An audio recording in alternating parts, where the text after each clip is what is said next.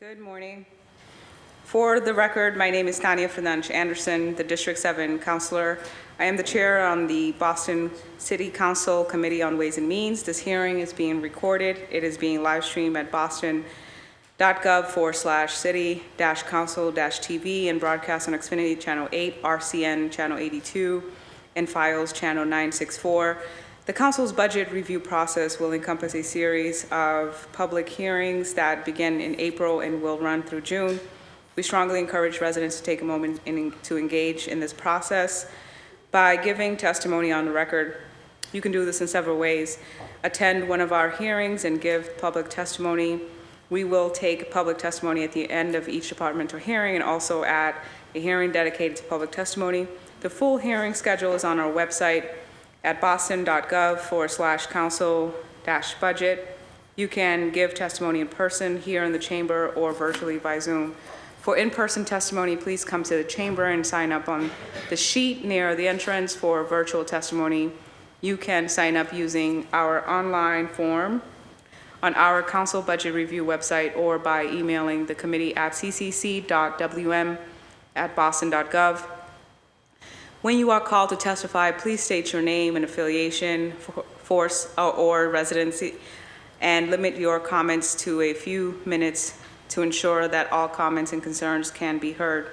Email your written testimony to the committee at ccc.wm@boston.gov. Submit a 2-minute video of your testimony through the form on our website. For more information on the city budget process and how to testify, please visit the City Council's budget website at boston.gov/council-budget.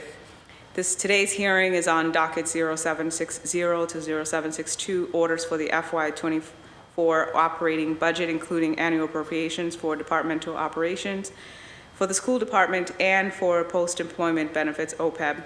Dockets 0763, 0765 to 0766, orders for the capital transfer appropriations, docket 0764, 0767 to 0768, orders for the capital budget, including loan orders and lease purchase agreements. Our focus area for this hearing will be an overview of FY24 for the Boston Planning and Development Agency. Our panelists today for today's hearings are Arthur Jemison, Chief of Planning, Michelle Goldberg, Director of Finance, Devin Cork, Deputy Chief of Development and Transformation, Amy Chambers, Director of Planning. I am joined by my colleagues, Councilor Braden, District 9, Councilor Murphy at large, Councilor President Flynn, District 2. For our format, I'll go first to my council colleagues for their opening statements, just 30 seconds each, then a presentation from the panelists.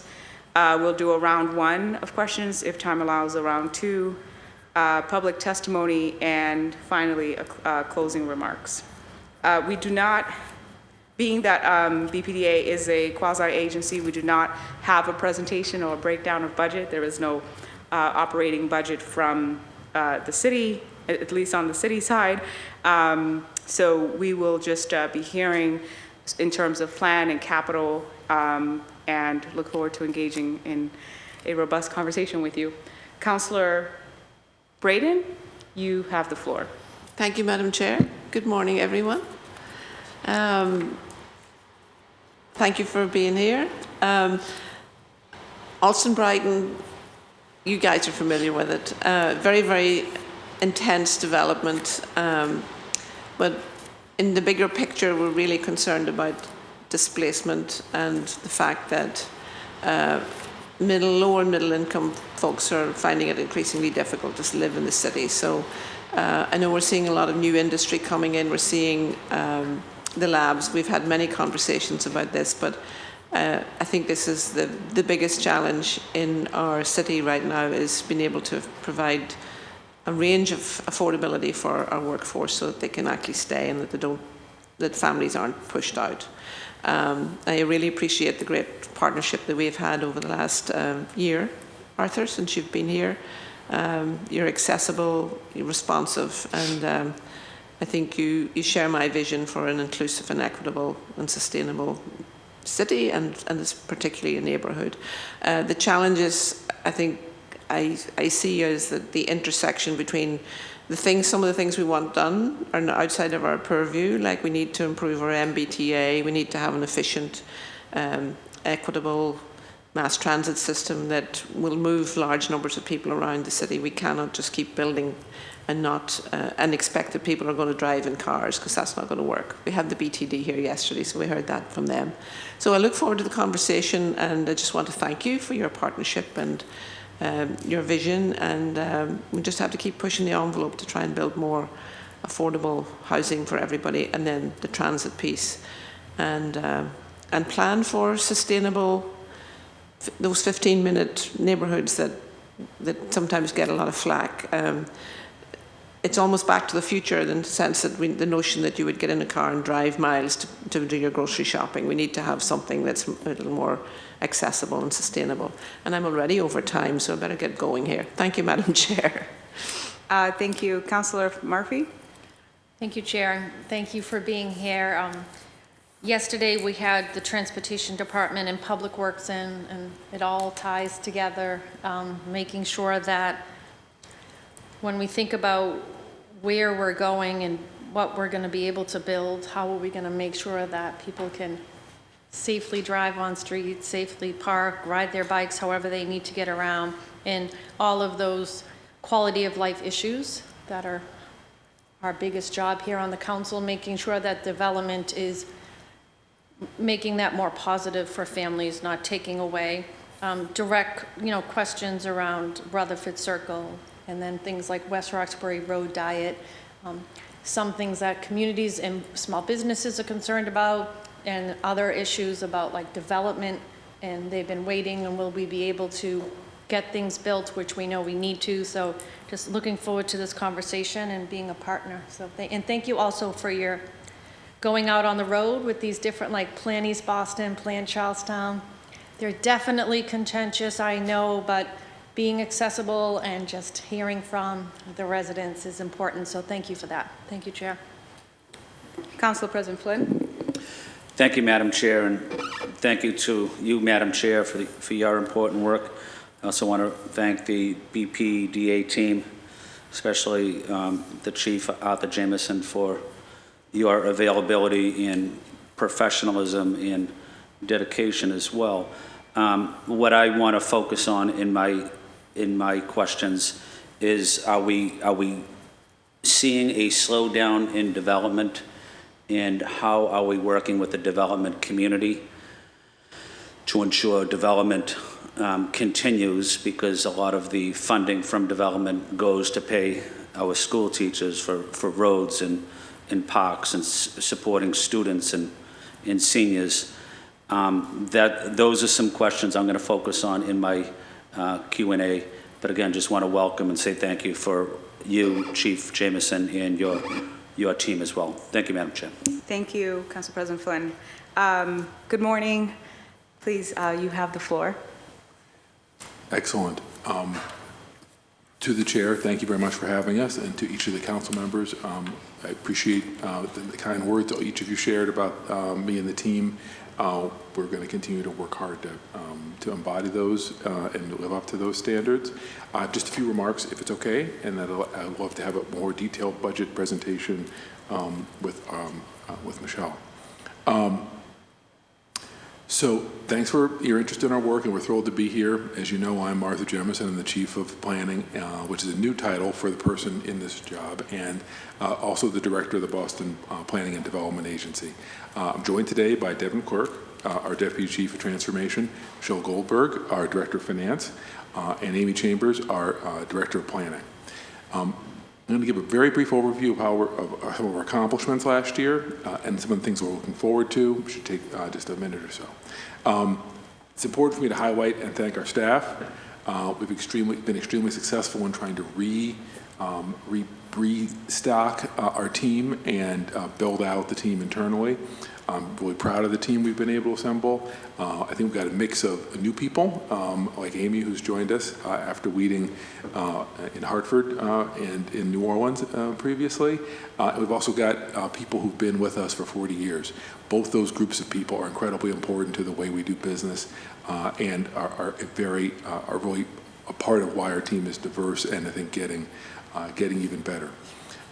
As the organization responsible for the city's growth and change, we know that the work in this section of the city can bring challenges and pressures that are faced by few others. I want to thank this team for their hard work in making some of that look easy, but most importantly, making it transparent and increasing the transparency that we try to provide to people about the way we do our work. This past fiscal year, we began our mission to implement the mayor's vision for the city, one that's more resilient, affordable, and equitable. And we're working every day with our partners at the city, each of you and your colleagues here at the council, community members and stakeholders to realize a more coordinated, comprehensive vision for the city. We're prioritizing building trust through transparent engagement, and we'll be creating a more predictable environment for changes in the built environment in the future. I want to highlight a couple of things in particular. The Western Avenue Corridor Study and Rezoning, affectionately known as WACRZ, was adopted by the board in October. It was launched by the BPDA in consultation with the community in Alston-Brighton, in particular, Council Breeden, to basically bring people together to create a new, more predictable zoning for an area that was experiencing significant growth. It's culminated in a series of zoning, urban design, transportation guidelines that aren't just living in a document, but have been taken and made a part of the zoning code. And they're already influencing the future of development, the way people think about it. They've also been key to enabling a number of projects to go forward that we're trying to be, that needed to be governed by that system. At our May board meeting, we adopted the Plan Mattapan. The adoption of the plan comes nearly 5 years after the initiative began in 2018. Over 150 community meetings, Mattapan residents, community stakeholders worked alongside our team to craft a vision that I think they're very pleased with. It's going to call for growth in Mattapan Square, through residential growth, and through in the neighborhoods of the city of that neighborhood, sub-neighborhoods through accessory dwelling units and other recommendations. Now to talk a little about development, and I appreciate the question from the Council President. Investment in the city of Boston continues to be an area of strength. We continue to be able to attract significant and new investment. As an example, in fiscal year 23, July of 2022 to now, and we have one more board meeting before the end of the fiscal year, we've approved nearly $9.4 billion in development projects, totaling over 8.6 million square feet. Within these approvals, there are approximately 4,000 units of housing that have been approved, and over 1,400 of those units are dedicated income restricted. These projects are going to create 12,000 construction jobs, almost 20,000 direct jobs, and 6,700 jobs that are going to be created indirectly. Now, these are approvals versus what's under construction, so it means that there's a bigger pipeline, but moving those things into development is a major area of focus in coming year. We've also adopted a policy introducing diversity, equity, inclusion into the filing process for large projects. The policy calls on development proponents to disclose their equity, diversity, and inclusion plans for large projects. The policy was the first of its kind in the country, and we're proud of it. And it's designed to help us get a better sense of where gaps might be, and was launched on a pilot basis so we can understand what the data from that process says and then launch it more fully in the future. It's responsive to our directive to focus the agency's resources on resilience, affordability, and equity. We've also launched a questionnaire. Many developers have very good best practices in working with minority women, business enterprises, and others in their work. We want to get the best practices that are already underway and make sure that those are really the floor on what we're doing while we identify even more that people can do. Crucially, though, we want to capture the good experiences that many of them are already having. Finally, just to close up, in the real estate area, I know it'll be of interest to everyone that we had a release last year of our land audit, Public Land for Public Good, in June 2022, and we've begun over 12 new projects and advanced 4 to tenant designation that came out of the land audit. We began disposition of a series of key sites, including P12C, the Austin Street parking lots in Charlestown, the Boston Water and Sewer lots in the Chairs District. And the goal in each of those cases is affordable housing and affordable for sale, commercial space, new community open space, and other benefits. It's been a pleasure working with each of you in your communities on making sure that those initiatives take shapes that reflect your desires and the desires of your community. That's a dialogue that we're going to continue to have. We've also been working on the creation of co-located public libraries, including the library in Chinatown, that's going to be coming after 60 years of not having a library, as well as a new facility in Upham's Corner. We also have a new exciting project in Alston Brighton, where some of the authorities and agencies' skills are going to be put to use in creating art space in collaboration with MOAC as a part of a mitigation project that from artists displaced from the Sound Museum. So just to close and say we've got goals for next year. We want to finish our neighborhood planning processes and begin squares and corridors planning, which is going to allow us to create larger scale development in and around our strong squares and corridors all over the city. East Charlestown, downtown Chinatown, Newmarket are a few areas where that's going to be focused. We have launched and are going to continue a citywide design vision that we're excited about. We're going to be continuing our Article 80 improvement process to get that process to be more predictable for development and neighborhoods. And we've got a number of other disposition related work that we're going to be pushing forward. And so I appreciate the chance to offer some opening comments. With permission of the chair, I'd like to ask our Director of Finance to share some basic information about the agency and how it's run. Great. Thank you, Chief Jemison. Good morning, Madam Chair Fernandez Anderson and members of the Council. My name is Michelle Goldberg, and I'm the Director of Finance of the BPDA. I'm grateful to be here to speak with you about the BPDA's budget. I have a few slides to help folks who may not be as familiar with us get to know the operations side of the BPDA. Most folks know all of our development activities that run through the agency. The BPDA finance staff not only manages the operations of the organization, we are also responsible for the management of the funds that do not go towards BPDA expenses, funds such as community benefits, economic development notes, MassWorks community development grants, linkage, workforce development grants, and more. None of these funds support the BPDA operations. When it comes to the budget, the BPDA is made up of 5 business units that interact through what is referred to as related party transactions. We sometimes call it an intercompany grant. The units are composed of 3 major entities: the Boston Redevelopment Authority, the Economic Development Industrial Corporation, which acts as a fiscal agent to the Mayor's Office of Workforce Development, and the Boston Industrial Development Finance Authority, or BIDFA. EDIC also supports 2 minor entities, which are 501c3 nonprofits, the Boston Local Development Corporation and Friends of Youth Boston, or FYOB. Together, all these organizations make up the Boston Planning and Development Agency. Although our FY24 budget won't be final and approved until we meet with our board in June, we can discuss FY23, and our third quarter update was included in the questionnaire responses. With that, I'd love to walk you through some of our slides. BPDA operating revenue is derived from several categories. First, rental leases and parking. This revenue represents all the ground leases, tenant leases, and parking fees associated with BPDA-owned property. Much of that revenue is spent on the overhead and related maintenance of owning that property. Should there be a land transaction that is certain to take place in a given fiscal year, we will budget for that one-time revenue in the sale of real estate category. The slide, let's see, I'm sorry.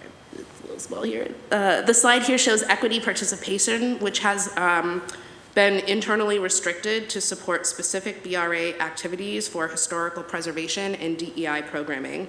Grants and donations include both OWD funds and a reflection of the subsidies that EDIC sends to BRA and other related party transactions. Our smallest category is any late fees or interest earned on holdings. Moving into expenses, personnel and benefits represents the largest expense for the BPDA. It is important to note that costs related to operating OWD's community-based organizations are accounted for in contractual services. Adding personnel and CBO costs together would account for 55% of the BPDA's expenses. The next category is general administrative expenses, followed by the larger contractual services. This category includes externally funded pass-throughs to the community-based organizations, as well as our planning studies, professional services, and related party transactions. Property management is where we are starting to see more expenses. Our assets are rapidly deteriorating, and in this category, we attempt to fund large repair projects that do not qualify to be capitalized. This is in part why we are so grateful to the city's robust capital investment in Boston's waterfront. Here we have just a quick slide to show you the breakdown of the departments and how our expenses are spread across. The real estate department manages, maintains, develops, acquires, and leases the BPDA's real estate with a focus on fiscal responsibility and community development. The team's effort funds the agency's planning and economic development functions while supporting the agency's mission to guide inclusive growth in Boston. Our capital construction project priorities are based on a comprehensive assessment of the agency's extraordinary infrastructure needs. The FY24 through 28 five-year capital budget is proposed to be $54 million for 12 new projects and project increases on existing projects. $30 million has been successfully funded by the City of Boston, along with continued project representing $31 million for a total authorization of $85 million. The BPDA has concurrently been trying to align all of this critical work with supplier diversity efforts. In the discussion, I would be happy to share the progress of our equitable procurement plan and how we have been alleviating various procurement barriers with our buying plan and related activities. With that, I will turn it back over to the council so we may begin questions. Thank you for your time and attention. Thank you so much. Councilor Braden, you have the floor. Thank you, Madam Chair, and thank you for your presentation.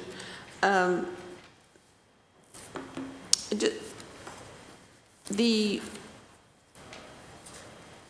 challenge that I see is the huge amount of planning that we need to do across the city. And I know in Alston Brighton we've had the Wackersey Western Ave corridor study that's been going on. It just was approved recently, going on for probably well on close to 5 years maybe. These things take a lot of time if you do it right and have a good, strong community process. My concern is that, you know, we have other spaces we need to plan for the whole district. Alston Brighton is barely contiguous with the rest of the city, so we're surrounded by other municipalities. And we have transit issues. We have a lot of issues with affordable housing for a wide range of people. And wondering, like, I know, is there a plan, like, we have funding for a district-wide plan from the agreement we had with the ERC project. And I know we're doing a needs assessment right now. I'd just love to know, in terms of, in the meantime, there's a lot, like the developers are just charging along, and we're building, doing the same old with the project by project approvals that we have been doing. I just wonder if we could have some sort of an interim framework to guide that process, so that we're just not having a free-for-all in terms of development.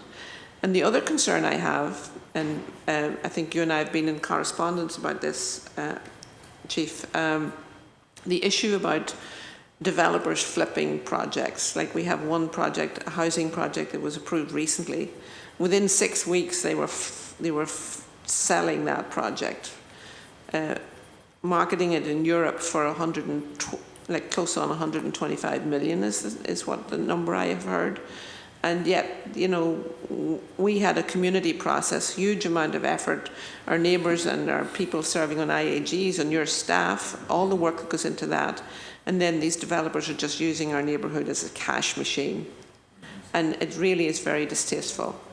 And I don't know if there's anything we can do about that. So planning, and then also the issue around transit. I know it's challenging. The MBTA is in disarray and has been suffering from underfunding and lack of investment for decades. So, but Alston Brighton, because we're like literally 7 miles from here, it's not easy to get here. And we're not building that transit infrastructure to support a growing population. Right now, our real population right now is 80,000. I imagine that it's probably going to hit 95 or 100,000 in the next 10 years. So I just wonder, is there anything we can do to really work on that? I know we've been working on public-private partnerships as a way to get some movement on certain things, but that can only take us so far. Thank you. So, through the chair to Councilor Breeden, permission. I guess the 3 topics you asked about were planning, 62 Everett, or a specific project I think that we have talked about in detail, and then transportation generally. I may ask some of my colleagues to help me answer, but very quickly, what we're trying to do in the planning section is to complete the sort of named series of plans, you know, Plan East Boston, Plan Newmarket, Plan Mattapan. And then as soon as they are done, we're trying to do something a little more citywide, which will speak to those squares and corridors where development pressure is being felt most, and where we believe we can achieve, you know, 5 to 7 story affordable mix of market and affordable for sale and rental in places where density can be accommodated near existing transit.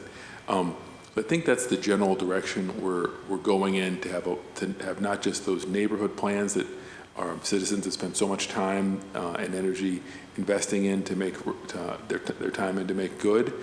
We want to follow that up with something that's more citywide and gives us a little bit more of the ability to set a direction for the whole city. On the individual property you mentioned as an example of a larger problem where people are obtaining Article 80 permits for and approvals for very large development deliveries and then marketing them. We have a group that is met internally that works with our Article 80 committee, which is made up of developers and community activists. In fact, the community activists representative is from Alston Brighton. And the idea is for that to give us the next generation of ways to make the process better. In that conversation, there's been a specific dialogue about time limitations or sort of development windows, which would prevent some of the situation you're describing from happening. We're saying, well, these this approval has a time limit, which would sort of encourage people to either, probably not going to agree to something that they're not going to do right now, which we think would get some of that behavior curtailed. I think we want to continue to be open for business, but we also want people to be able to say, the community came together and built consensus to do something. We don't want that consensus to kind of get sold off into a future where it doesn't happen, or to be, as you said, have the neighborhood become an ATM machine. Very well put. So the last topic you mentioned was transportation. So our planning team that Amy's been leading has a pretty robust transportation section led by Jim Fitzgerald. And I think you're going to see them a lot more active. I know that some of the places you've seen them active, there's been a lot of great dialogue. And I think you're going to see them a lot more active. But Amy, if you want to add anything to the comments I made about planning, I would invite you to do so with permission of the chair. Through you, Chair, councilors, thank you for having me. Again, my name is Amy Chambers. I'm the Director of Planning at BPDA. And to address your question with regard to Alston Brighton, specifically, as you know, Councilor, there are a number of different planning efforts that are ongoing. One of the most important elements of the variety of planning efforts that we have going on is that we are trying to make sure that there is continuity through those plans so that both so that the recommendations that are coming out of them and the feedback that we're receiving from residents as we continue through those plans carries through. It's really important to ensure that we're not creating planning fatigue with all of the different projects that are going on, but at the same time ensuring that there is that thread that goes through each of the projects. And so we have two staff who are working on those projects specifically, and who will continue to work on those projects even as we launch the Alston Brighton larger scale neighborhood plan. We had a conversation just yesterday actually about how we ensure that our community engagement process is also linked as we continue those projects themselves. So we want to just make sure that what we're hearing is really carried through as we continue to develop those projects, and that we are ensuring that all of that feedback comes into play as we think about the specific projects that come before us. With regard to those specific projects, we are definitely making sure that we're thinking about what feedback we're getting out of those plans and how we continue to ensure that everything is really looped together in a tight way. Very good. Thank you. I think that's my time. I'll save my questions for the next round. Thank you. Thank you, Madam Chair. Councillor Murphy? Thank you for your presentation. So just to follow up on what I touched on in my opening statement, I'm thinking about any major road projects or transportation, and how do you coordinate with all of those other departments, and do you see having to make adjustments to future zoning and projects? If you could just touch on that, that'd be helpful. Sure. Through the chair to Councilor Murphy, I would say the short answer is yes. In fact, this budget has a feature in it that I'd want to highlight just for 1 second, which is the budget calls for there to be an additional staff person who is the leader of a planning advisory council. The issue you described is something that we are trying to get better at, specifically coordinating our plans with the work that's done in the Parks and Recreation Department, for example, BTD, so that when we're doing our planning, it reflects a real schedule for transportation improvements that people can expect, or a real schedule for park improvements that people can expect, that's coordinated more explicitly. And so the macro issue you're talking about is a concern of ours, and we want to have it better coordinated. So we've recently hired someone to lead that work with the Planning Advisory Council, Catherine Lusk, and she's just getting her sea legs. But I think what's going to happen is very shortly there's going to be a lot more to say about how we're going to do that. But the issue you're highlighting is something we feel so strongly about. We've hired somebody and advance it in the budget because it needs to be done. So then maybe a way to focus on this more would, you gave an example, I think, in West Roxbury. You also talked about Rutherford, pardon me, for Charlestown has a specific way it wants it to be said. Ask the town name. So we've got to, right now, Rutherford's in Plan Charlestown, and there's a very clear description of what's happening there. The transportation improvements that the community and BTD and others are working on for years. I have a schedule. It's a little further out, I think, than anyone wants it to be, but it is what it is. I also know that there's a community meeting coming up shortly in West Roxbury, for which I know the BTD leader and others are spending a lot of time being prepared. It sounds like, if I understand the issue well, there's a lot of important discussion that needs to happen there. Business leaders, families in the neighborhood, and others need to come together. And I think BTD is ready for that conversation. Eventually, I think that neighborhood's going to be part of a square and corridor focus where there'll be a real detailed look at what kind of growth is appropriate and isn't appropriate there. And that's a level of detail we're trying to get to that intimately involves transportation in the future. Hopefully that gives you a start. No, that's helpful. And I just often think on my role as an at-large city councilor, if I'm at the Lower Mills Civic Association and they're talking about a project right there on Adam Street and they're bringing up concerns about traffic, at Dot Ave, Lower Mills, but they don't know, and they probably shouldn't know because they're trying to just focus on their small part, but taking that bird's eye view. Because it's like when you look out, it's like, well, there's a lot of things coming on River Street or these others, so how do we get that information also to our neighborhood associations and to communities to know that, yes, you're advocating for your spot, but we also have to look at the whole picture and what other things are happening, like it was happening in Mattapan, right? Like right there's a lot going on. So then when other projects around it, so how do we make sure that we're not just working in silos and sharing that information, or not replicating work that could, also love when that can happen, right? That we already know it's happening, so to just present it once or share it to more than one neighborhood association. That's it, Chair. Thank you for being here, and thank you always for your partnership in our office. I appreciate it. Council President Flynn. Thank you, Madam Chair. Again, thank you, Chief, and your team. Let me start with the BPDA in China Trade building. What's happening at the China Trade building? Who are the occupants, and what are we doing to attract local and minority or women-owned businesses there? If you don't have the complete list of who's there, that's okay. You can get it to me, tomorrow or so. But just give me a rundown, Devin, if you can. Yeah, I'd be happy to, Councilor. Happy to share with you the full rent roll, but to give maybe just a brief overview of the building. It's a building that we own. I believe it's a 6-story building in Chinatown.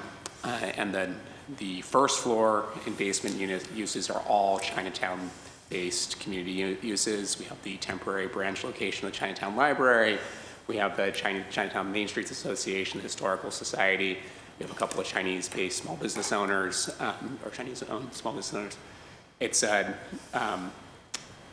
And on the middle upper floors are all educational uses. Mm-hmm. Those include the International Institute of New England and Urban College. And on the upper floors above that, we have a couple of commercial uses that pay full market rent and help subsidize the entire building, which I think is generally a very nice model for community-oriented economic development.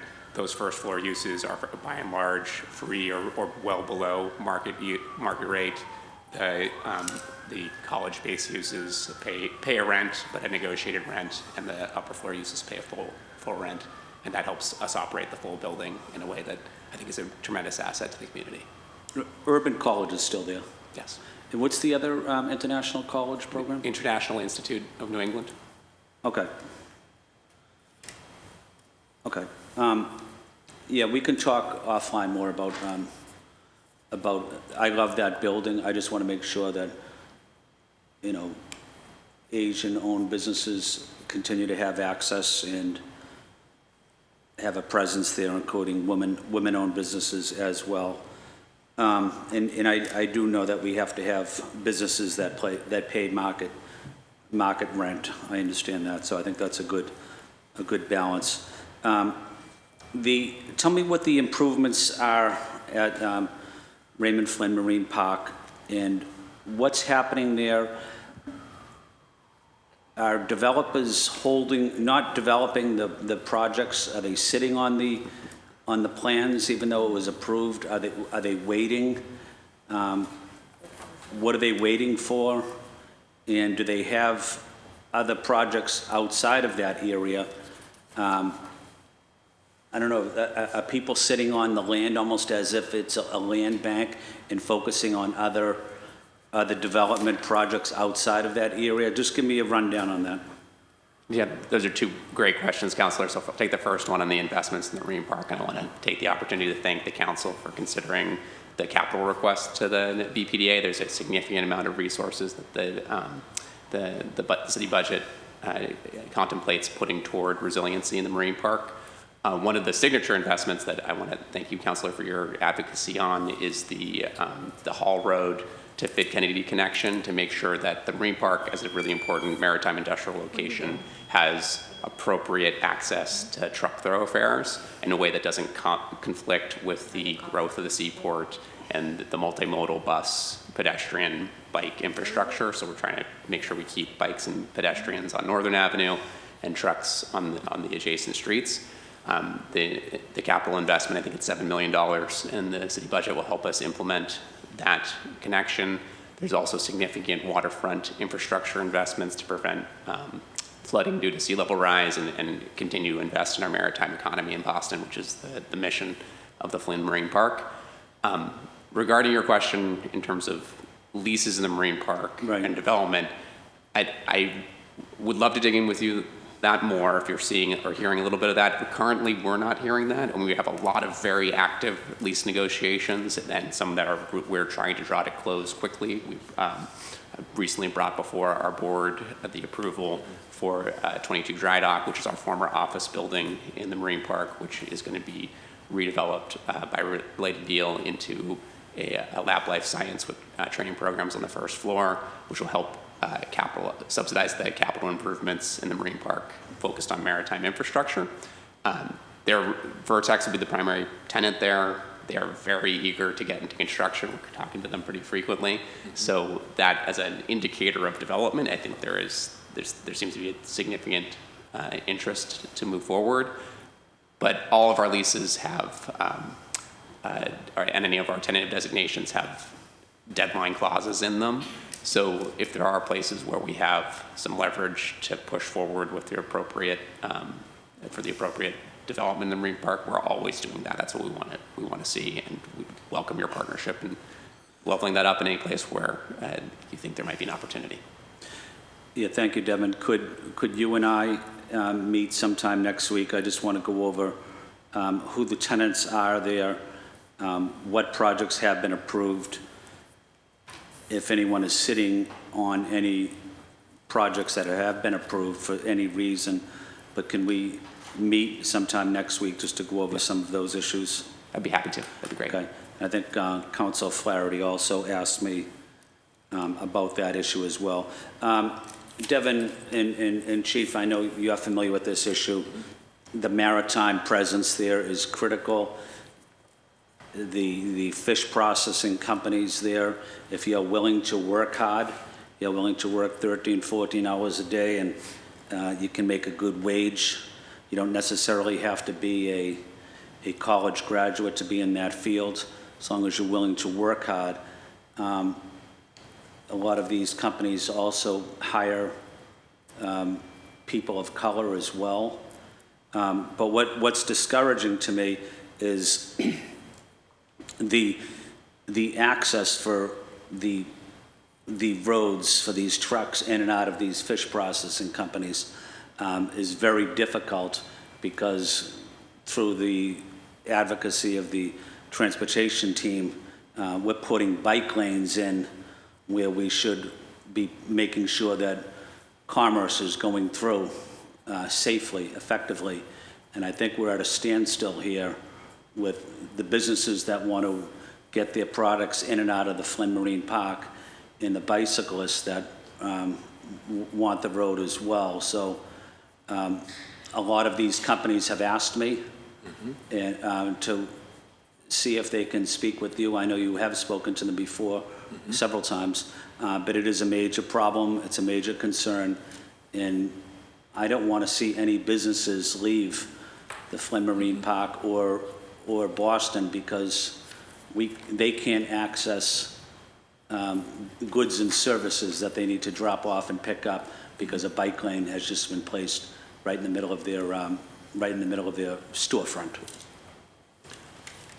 Through the chair to President Flynn, I appreciate the question. I would say that I was there. I had a chance to walk the site with, I'm not sure if you were there. I think I was there with Councilor Flaherty and specific, for example, with the Harpoon development owner, and we were able to see some of the turning radius issues firsthand. Since then, our Director of Real Estate, Rebecca Hansen, has had a series of meetings, and I think made a couple of proposals that are going to make a difference. But I would make it very simple. I'm happy to go back out there, talk to them again, anytime in the next 30 days or so, and make sure that they're being heard and that the progress we're making is, because again, the mix of maritime and other business down there is crucial to retain, and making sure any kind of person can work in that part of the city. And I just want to highlight again, for, welcome the Council's consideration of the $7 million capital request for the Fit Kennedy realignment, because I really think that will make a major impact on exactly the type of transportation-related concern that you've pushed us on, Councilor, and I think it will have the resolution that I think you're looking for. Well, thank you, Chief, and thank you, Devin. I also want to highlight one brief comment before I end.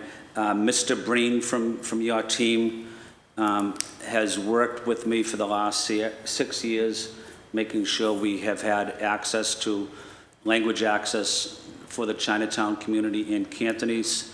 He's done an exceptional job. He helped move BPDA towards language and communication access. So just want to acknowledge the important role Mr. Breen plays up at the BPDA. Thank you. Thank you. Thank you, President Flynn. I wanted to just acknowledge that my council colleague, Councilor Coletta and Councilor Mejia has joined us, but it is my turn for questions, and so I'll go to them as soon as I ask my questions. So I just wanted to understand BPDA a little bit more, and I know, and obviously this is for the record and the people watching at home. And I know that you guys have a lot of exciting programs that people are just not really aware of, or at least that I would like to be able to support in giving access to the community. I know that there's a lot of exciting stuff in Roxbury as well, in D7. And so either Michelle or anyone, or Devin, if you can break down the different programs and how that how it supports the community. Great, sure. So in our packet, we did try to take our budget and relate it to the various neighborhoods. The most direct organization that we do is we have a staff of community engagement members. There are, I think, 4 or 5 community engagement members, 2 deputy directors, and they nest into our Department of Communications. And so that salary, you know, they focus on their specific neighborhoods. We then have all of our various planning, and all of that activity runs through the BRA. We have the Office of Workforce Development, which is, focused on workforce development of all age groups. And so they receive an extraordinary amount of federal funding. We act as a fiscal agent. We do not take any administrative clawbacks for that. And we actually, use additional funds to support OWD's work if grants do not cover their entire expenses. I think within the finance department, what we have been spending a lot of time trying to get out there is BLDC, our Boston Local Development Corporation. They provide small business financing loans, and they do extraordinary work with a staff of 2. We've been focusing on the simple things first, like translating our websites to make sure that they are language accessible. We have spent the last 12 months going out to just about every community event we could possibly find and reserving a table to just get the information out there. We also have Read Boston and some FYOB, a lot of smaller organizations as well that target particular disadvantaged groups or different groups of youth in the city that need summer jobs and those types of programs. So it is an extraordinary collection of activities, and on any particular fiscal year, we're funding a variety of programs. Hopefully that answers your question. Happy to continue. It does, and I know that there's only so much time here to discuss it, and I know that some of it was, you did break it down in your presentation. I just think that it's amazing opportunities, and you guys doing really good work on these programs or other community engagement efforts that people are just not aware of, or just not going through all the layers of your website, and I've tried. So I also wanted to talk about your capital, and thank you, Michelle, for giving me that response. If it's okay with you, I'll reach out if I have any other questions. I just want to understand the capital because there's a lot of investment in different areas, and just how you got to your decisions. And again, in terms of infrastructure or capital investments, anyone here can answer. How do you get to your decision, and what makes a priority a priority? How did you get there? I see that there was investment in Charlestown for $1 million, in South Boston, $27 million, downtown Government Center, $6 million, South End, $1 million. Yeah. I don't see anything else for the rest of the city, so how did you get to your priority, and what are the reasons? Yeah, I'd be happy to answer that, Councilor. So Rebecca Hansen's our Director of Real Estate, and she's supported by William Epperson, who's our Deputy Director for Capital Construction. Their team works really hard every year on establishing and implementing our capital budget. We have over $400 million of capital needs at the agency, and that includes about $150 million of sea level rise related climate change mitigation efforts that we need to undertake. So that's the most substantial single chunk of the capital budget. Our 2 largest contiguous land holdings are in the Charlestown Navy Yard and in the Raymond L. Flynn Marine Park in South Boston. Because of the the continuity of land that we have in those locations, those are also our largest cost centers. They're also along the waterfront and a lot of our waterfront. Both of those waterfront assets were former military bases that saw a lot of their infrastructure developed during World War II, which is now past its useful life and needs to be rehabilitated. So there's significant investment happening, both because of sea level rise and because of just state of need for recapitalization, state of good repair along the water in those 2 locations. But to get to your question around how we set priorities, the team established, I think, a fairly detailed approach to evaluating each potential project. We've done a full capital needs assessment to have a really solid understanding of what needs investment, and then how we prioritize it was look through both starting with public safety. We're going to make sure we're keeping anyone who's using our property safe and it's in a good state of good repair, but also looking at the alignment with our mission. So we recently invested significantly in your district at the P3 development site to do some remediation work to prepare that site for community-oriented development. While that one didn't have the same public safety need as maybe another project, it had just significant mission alignment and being able to redevelop public property through public-private partnerships. So we wanted to make sure we made that investment quickly. We also look at How much was that? I think that was $500,000 I'll check that number for you and get it to you. But I think that was also backstopped with a grant from the state as well. So I think it was some of our money. Did you end up taking the full cost? I know developers, well, they weren't complaining to me, but there were some. we don't want to have to pay that. We weren't prepared for that. At least the community was saying that. Developers didn't say that to me. Yeah. And then I was like, well, who's going to pay? Like, how do we move forward? We were happy to take on that capital investment. It's something we're doing now, and the reason is it speeds the redevelopment of the site and taking our largest vacant property and getting it into active development for community-oriented, job-creating, housing-related uses it couldn't be more important to us as a both from our planning and development perspective, but also as a public real estate developer. So anything that we can do to hasten the delivery of mission-oriented property is something we're happy to invest in.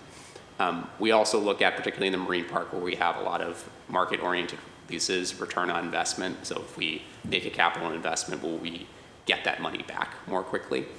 So those are, I think, the three large metrics that we use in terms of prioritizing our capital projects. Okay, thank you. And thank you for making that decision with P3. Where does the bulk of your revenue, and can you break that down by percentage, comes from? Sure.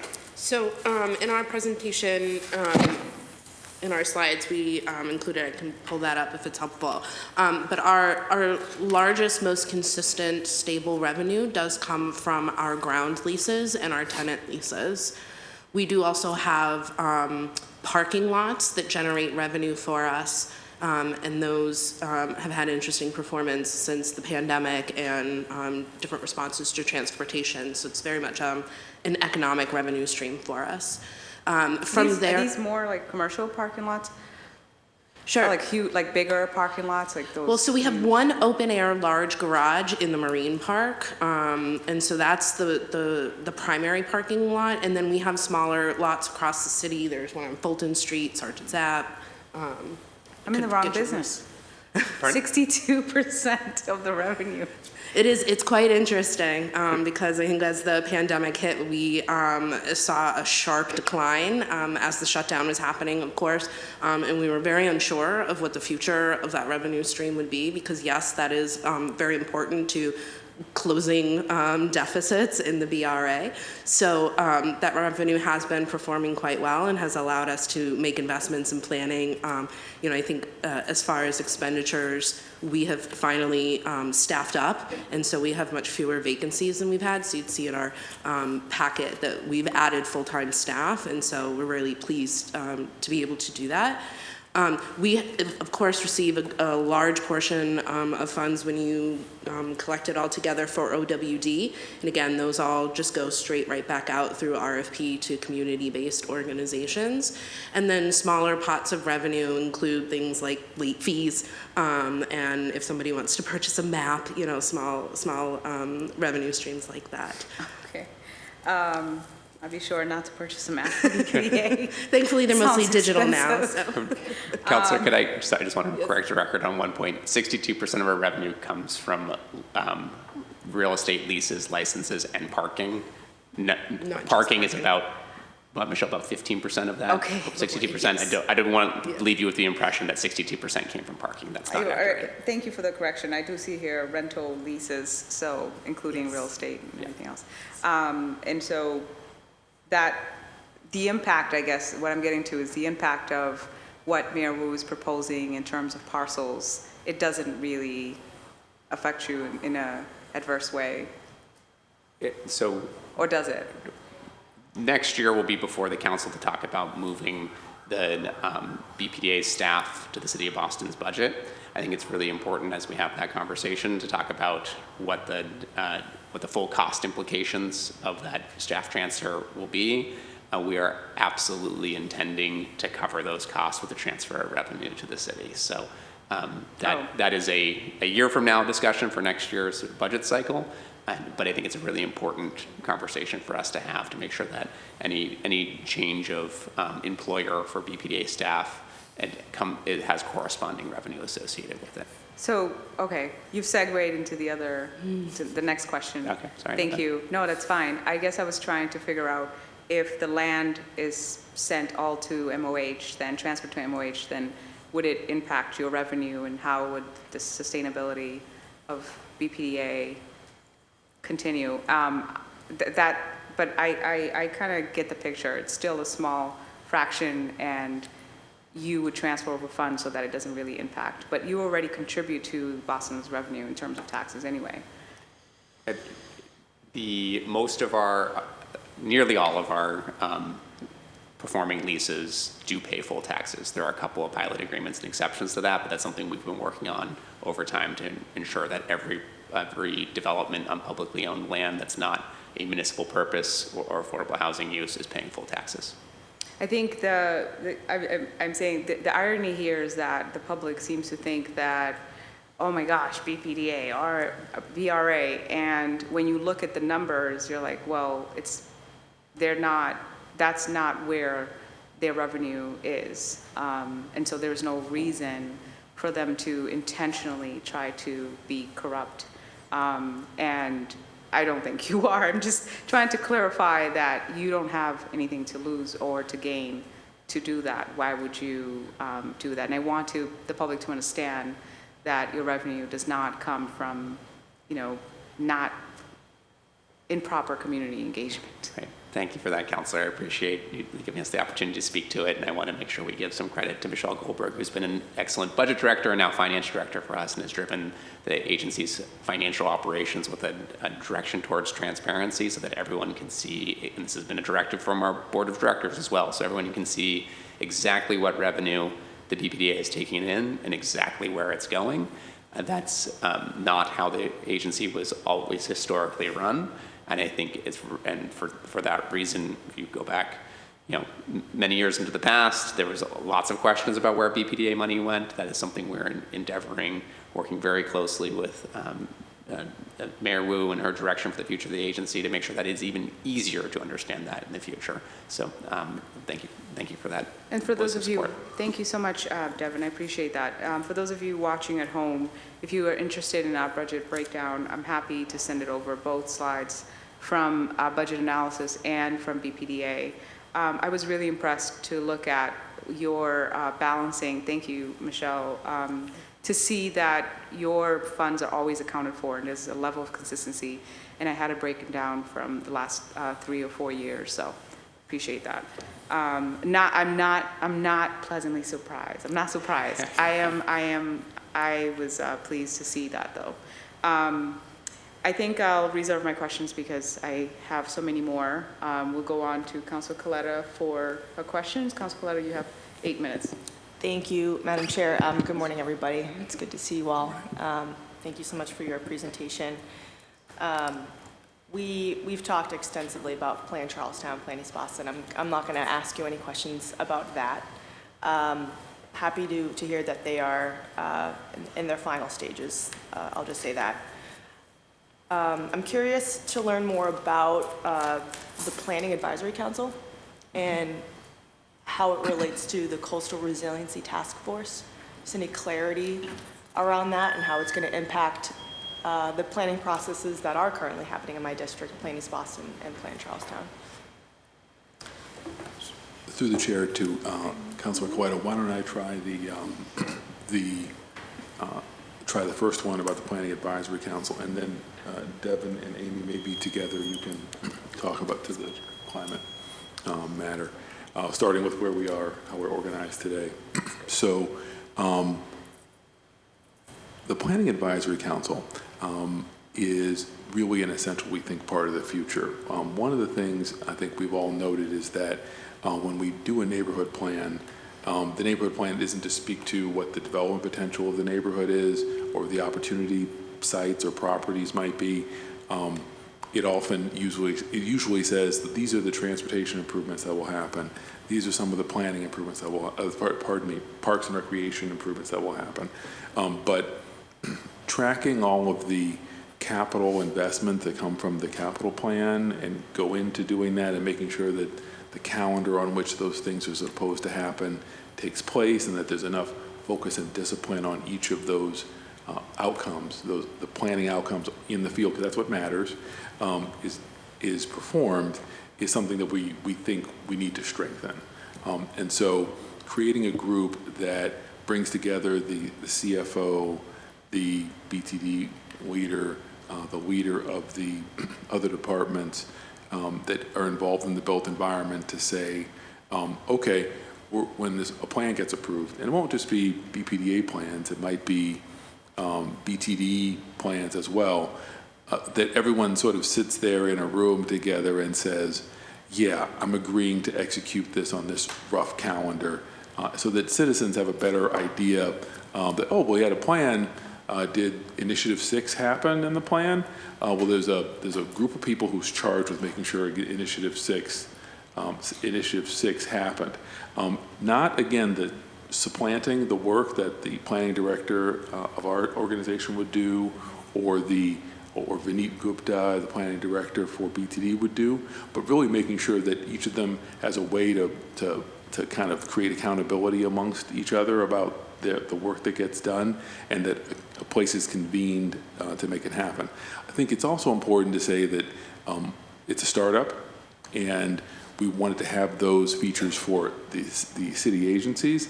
We also want, at some point, to have those features for the public, where they can sort of see government interacting to make sure that those pieces are connected and overlapping. So hopefully that gives you a little background on the PAC.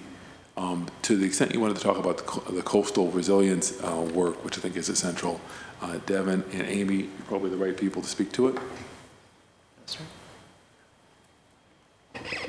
So on the coastal resilience delivery team, I think what we're trying to achieve with that team is the fact that we've done actually quite robust planning along Boston's waterfront for where there are flood inundation risks and significant risks to Boston's future in terms of sea level rise. The planning efforts have been exceptional, led by folks under Amy's team and Chief White-Hammond's team.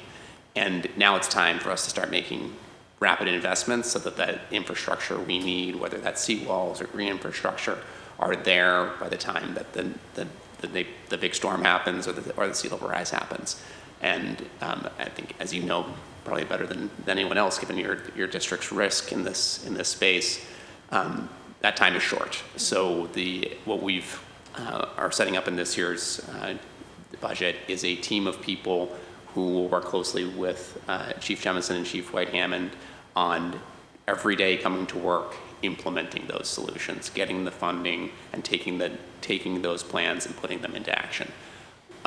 One of the reasons that's housed within the BPDA's real estate team is because of our experience doing public-private partnerships, our experience acquiring property for both public and private use.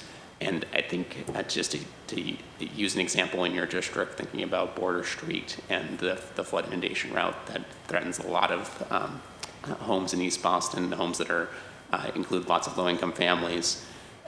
That property isn't owned by the city, and it isn't owned by any one owner. It's owned by a series of private owners, and so there needs to be a series of negotiations to create easement agreements or acquire property in some cases. Once we have the legal rights to do the construction, perform that construction, and then think about what will happen behind the seawall's edge. And we can use some of the tools that the BPDA has to create public-private partnerships, because maybe that should be parks and open space, or maybe that should be a new affordable housing development or a new community incubator, or supporting the small businesses that are already in place there. So in broad strokes, that's the concept of the coastal resilience team. So, and then from there, utilizing the new tools that the BPDA is redefining, taking blight and decadence out of it. It's going to be equity, resilience, and affordability. That's where the BPDA would act as, or this group would act as the convener for public-private. Do I have that right? That's absolutely right, Councilor. Okay. To the extent that we would need to take a real estate action, okay, the BPDA has to currently, for us to use any of the tools that we have available to do non-municipal real estate development, we have to show a nexus to blight that is very much tied to Boston's urban renewal past. What we're working on in the future is tying into Boston's future needs, exactly what you just said. Okay. Affordability, equity, and resilience. Thank you, and I'm grateful for the investments into Long Wharf. That's excellent. What's the timeline on that looking like? I'd have to get back to you on the specific timeline unless Michelle knows off the top of her head. I know we've been doing feasibility feasibility studies, and so, you know, it's in our 5-year capital plan, and so it can't happen soon enough. We're working very quickly on it. Another capital project, Pier 5. What's happening with that? How is that going? Are the RFPs out? So what we're doing at Pier 5, which Pier 5 in the Navy Yard, there's also a Pier 5 in the Marine Park, but at Pier 5 in the Navy Yard, that's a dilapidated, condemned Navy pier just adjacent to the public park. We own at Pier 4, and then public-private partnership at Pier 6, which includes a restaurant. That pier is increasingly falling into the water and is no longer safe to even have someone walk on it. So what we're currently doing is a structural and engineering assessment to determine if the pier is at all salvageable, and what the cost feasibility of that salvage pier would be. What we will find out through that assessment is the answer to that question and the cost, and then also the cost of demolishing and removing the pier. The contractor will deliver construction-ready drawings for the prioritized course of action. So once we have all the information in hand, we should be able to proceed with either a demolition, if that's the best option, or a rehabilitation of the pier. Thank you. Thank you so much, everybody. Excited to hear my colleague ask about planning. Sorry, Amy Chambers. Ms. Chambers. Ms. Chambers, we're so happy to see you here. And I know that it's going to be a huge undertaking and exciting. I want to understand a little bit more about your role in terms of planning, obviously for the entire city, right? Not just certain catchment areas. In Roxbury, we are putting away funds. We've mitigated funds from community benefits with developments to hire a consultant, and Boston Foundation is very excited to hopefully, God willing, partner with us as well. And we wanted to have a consultant ready for you to work in planning for Roxbury. So I hope you will welcome that. I look forward to getting to know you. But if I can understand a little bit about your role and what it would entail. Absolutely. Thank you, counselors. Thank you for having me here today. Just a little bit about me. Amy Chambers. I am the Director of Planning here at BPDA. I am a few months into the role. I am coming to Boston from Hartford, Connecticut, where I was the Planning and Zoning Director for the last 4 years under the Barnon administration. In that capacity, I worked with our Planning and Zoning Commission, our Zoning Board of Appeals, and our Historic Preservation Commission as well, and on our development review work there. In my capacity here with BPDA, I am responsible for a few of the teams who are integrally involved in the plans and studies that you've heard about here today, and that each of you have varying interest in. I work with our downtown neighborhood planning team that is led by Ken and Ryan, our regulatory planning and zoning team led by Brian Glasscock, who is retiring shortly, our climate change and environmental team, which will be making transition as we just discussed, and as well with our transportation and infrastructure planners led by Jim Fitzgerald. So together, those teams work both on providing planning and zoning context on development review projects, working very closely with the development review team and other departments in their various their respective areas. As well, those teams are working on modifications to the zoning code as they arise, and on our long-term plans, which we have ongoing. As we move forward in our work, and as we think about some of the shift that we've talked about here today, those teams will be shifting around a little bit. We'll be renaming our downtown and neighborhood planning team to comprehensive planning with the intent of having them work more closely with other departments to expand some of the recommendations that they're making, and to really intentionally be thinking about how we're creating whole neighborhoods through our planning efforts. We'll be renaming the regulatory planning and zoning team to the zoning reform team, and that team will expand in size as well, and we'll be thinking about ways in which we can implement additional and more proactive changes to make the zoning code both more accessible, more understandable, and just to be able to grow that work. And we're definitely really excited about that. On the planning side and on the zoning side, as Chief Jemison mentioned, we'll also begin to work on citywide zoning and planning efforts, one of which is the focus on our squares and corridors, both to be able to create additional housing opportunities in those areas and to work in partnership with other departments around how we program and with our Planning Advisory Council around how we program and direct funds towards the growth and facilitating, supporting small business, et cetera. So we're really excited about that and definitely excited about taking a look from a citywide lens around how we create zoning that really does help to bolster that work specifically. So those are some of the things that I'll be focused on in the near term, and I'm happy to take any questions from you. Thank you, Ms. Chambers. Definitely excited about corridors, squares and corridors. I think that's one of the main focus for Roxbury. And you'll hear me say Roxbury 1,000 times every time you talk to me.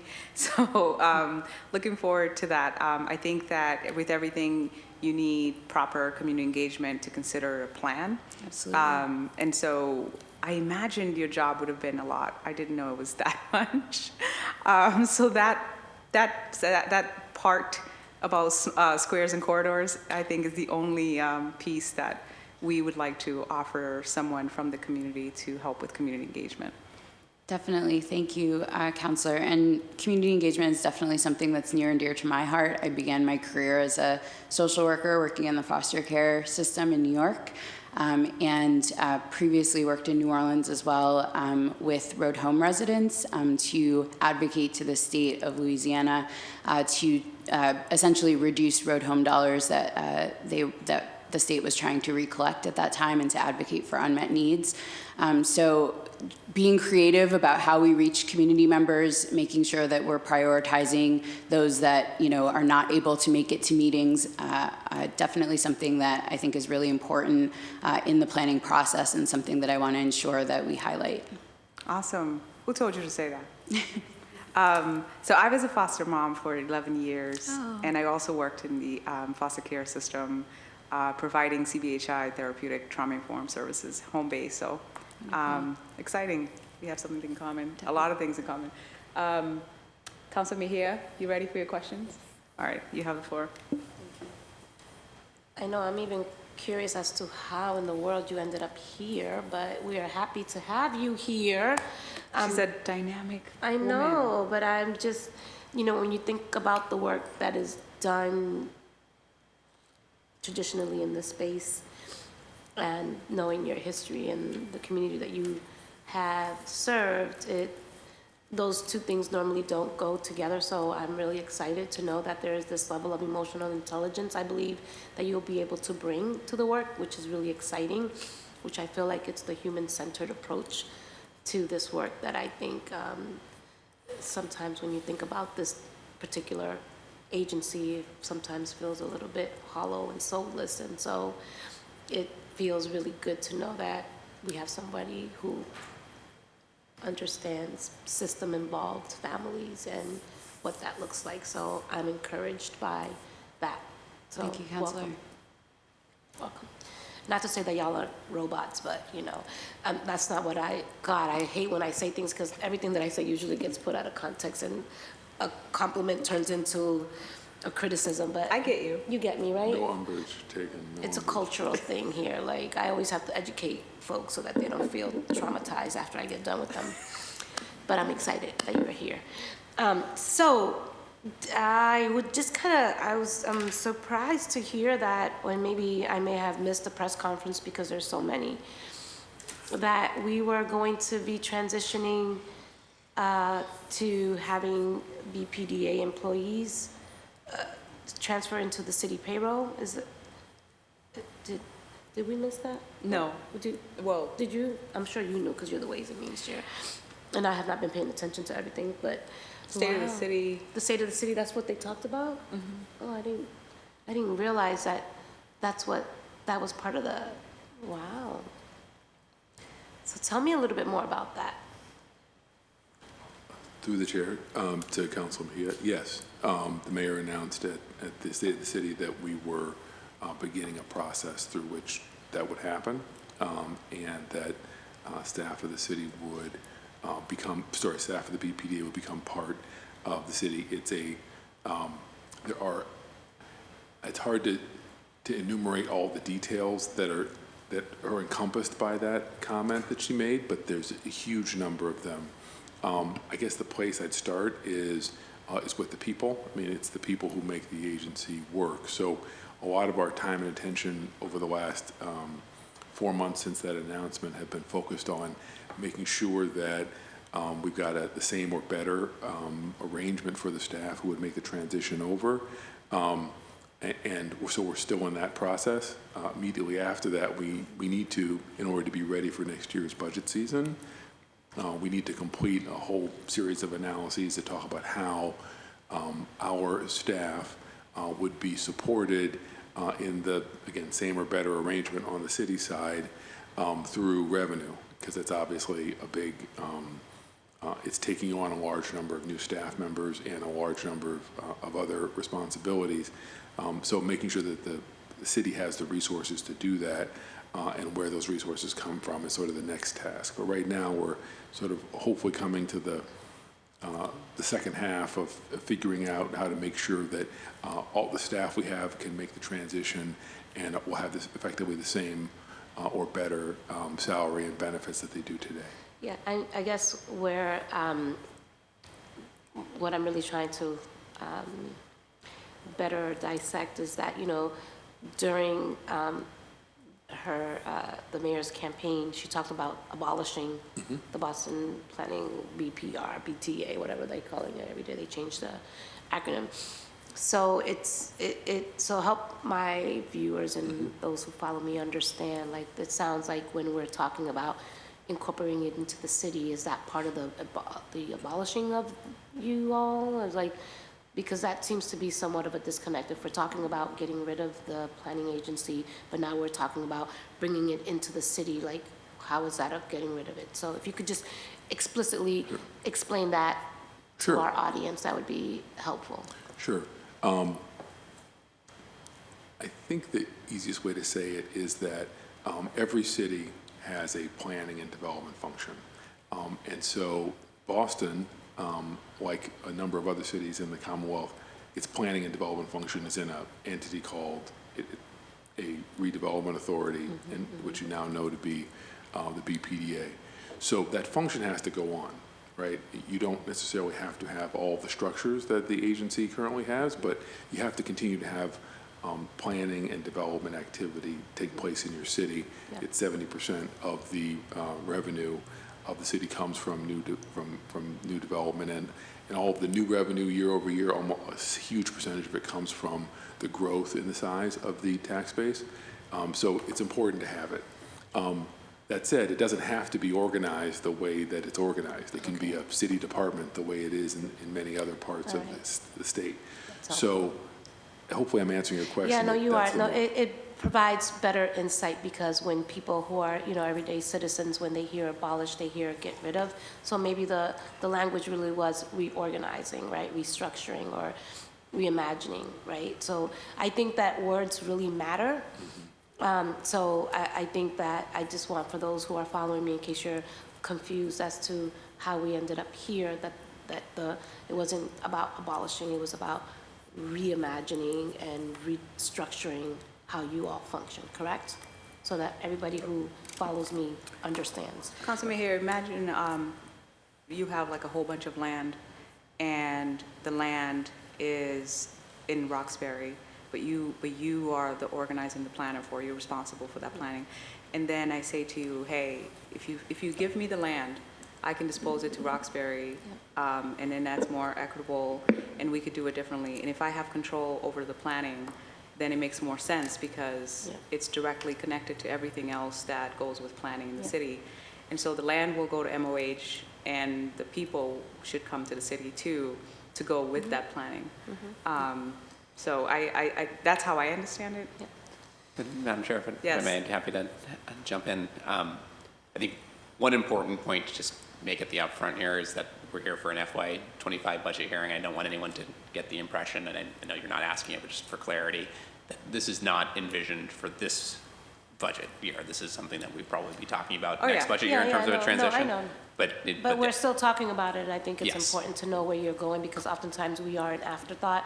We become this thing that you all just come here and ask us for money, and we approve it, and that's it. But these sort of conversations are important, because especially for those who follow us on social media, many of them have never been engaged in any public hearings or political conversations. So this is such an amazing opportunity to educate our followers who are not as entrenched in politics. Sorry, Jessica, I'll pause your time. And you're going to be pausing my time every time you interrupt me too, just so you know. Just a caveat, there is, so in terms of, is it chapter 30, and how does that impact the land use? So if it comes to the city, can we develop it? Can we build housing? It's a great question, Counselor. Thank you. So Chapter 30B for real estate governs how municipalities can acquire, lease, and dispose of land. And with the city charter, restricts that law and the city charter restrict those uses to municipal purpose. So a reason why it's important to have some quasi-governmental tools is because there are things that we often want to do as a city for our community members that may be not a municipal use. They may be a public-private partnership. Doing a ground lease, doing a direct acquisition of a piece of property, a negotiation with multiple parties. These are things that are difficult to do through an RFP process, which is what Chapter 30B requires. So the BPDA has tools to be able to directly engage as a real estate development entity for a public purpose. To get to Councilor Coletta's point from earlier, currently those purposes are centered around blight, decadence, substandard housing. The mayor has proposed and the council approved a home rule petition to transition those powers to affordability, equity, resilience, community development oriented tools. So we can prove a need to purchase a piece of property in order to acquire it for a public-private partnership to create affordable housing. We'll have the power to do that. So that petition's before the state legislature now. We're excited about having that conversation with them. And I think that's one of, to get to Councilor Mejia's earlier question around them, and your great point around giving some transparency to where we're headed here. I maybe want to reference that there's really three big buckets of work when it comes to the BPDA's future.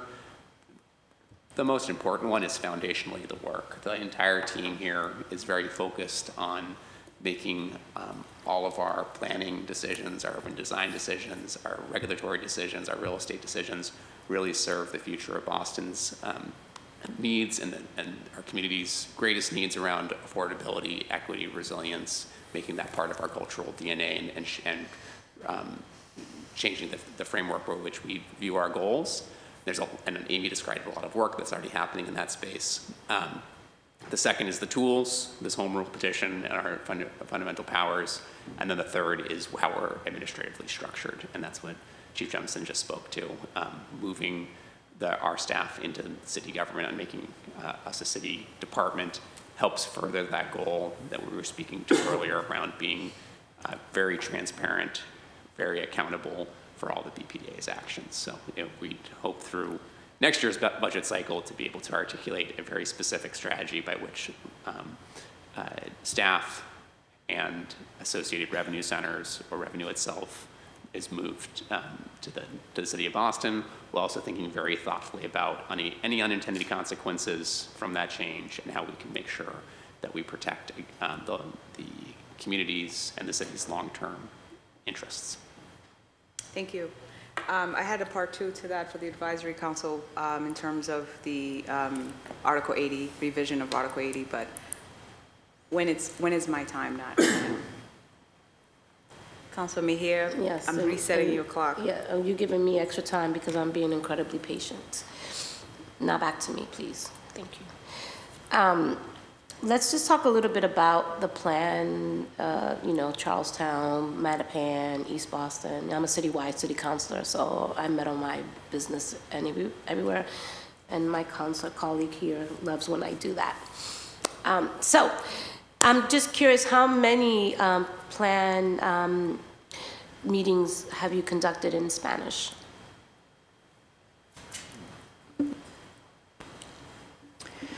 Councilor Mejia, I don't know the number off the top of my head, but I do know that in particular in East Boston, we have a planner, Angel Guzman, who's attended many of the meetings that have taken place and hosted his own meetings associated with the plan itself in Spanish. One of them, I believe, was last night. And so that is something that is ongoing, that has been a specific part of the development of that plan, in particular due to the large Spanish-speaking population in that neighborhood. Yes. There was one so far in Spanish in East Boston that I heard of. I don't believe that was the first one that took place, but there was one last night. And Councilor Coletta, did you? do you know? I don't know the exact number, but there's definitely been more than one. Yeah. That's great.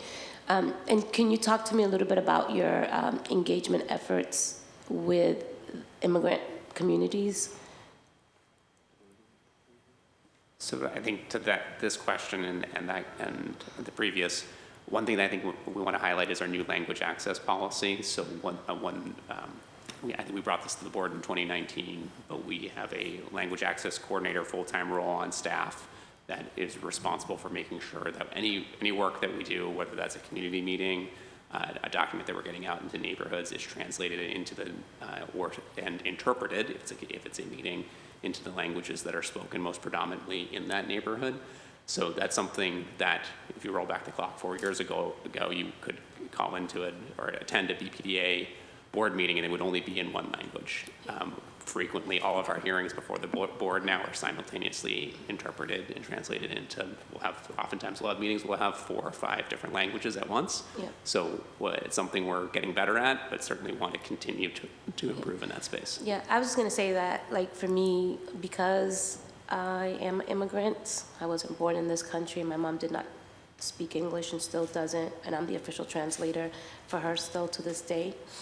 And there are also people who come to this country who have interrupted education, so struggle with reading and writing even in their native language. Is that, for me, it's really important because so many of our people are the ones that are being displaced.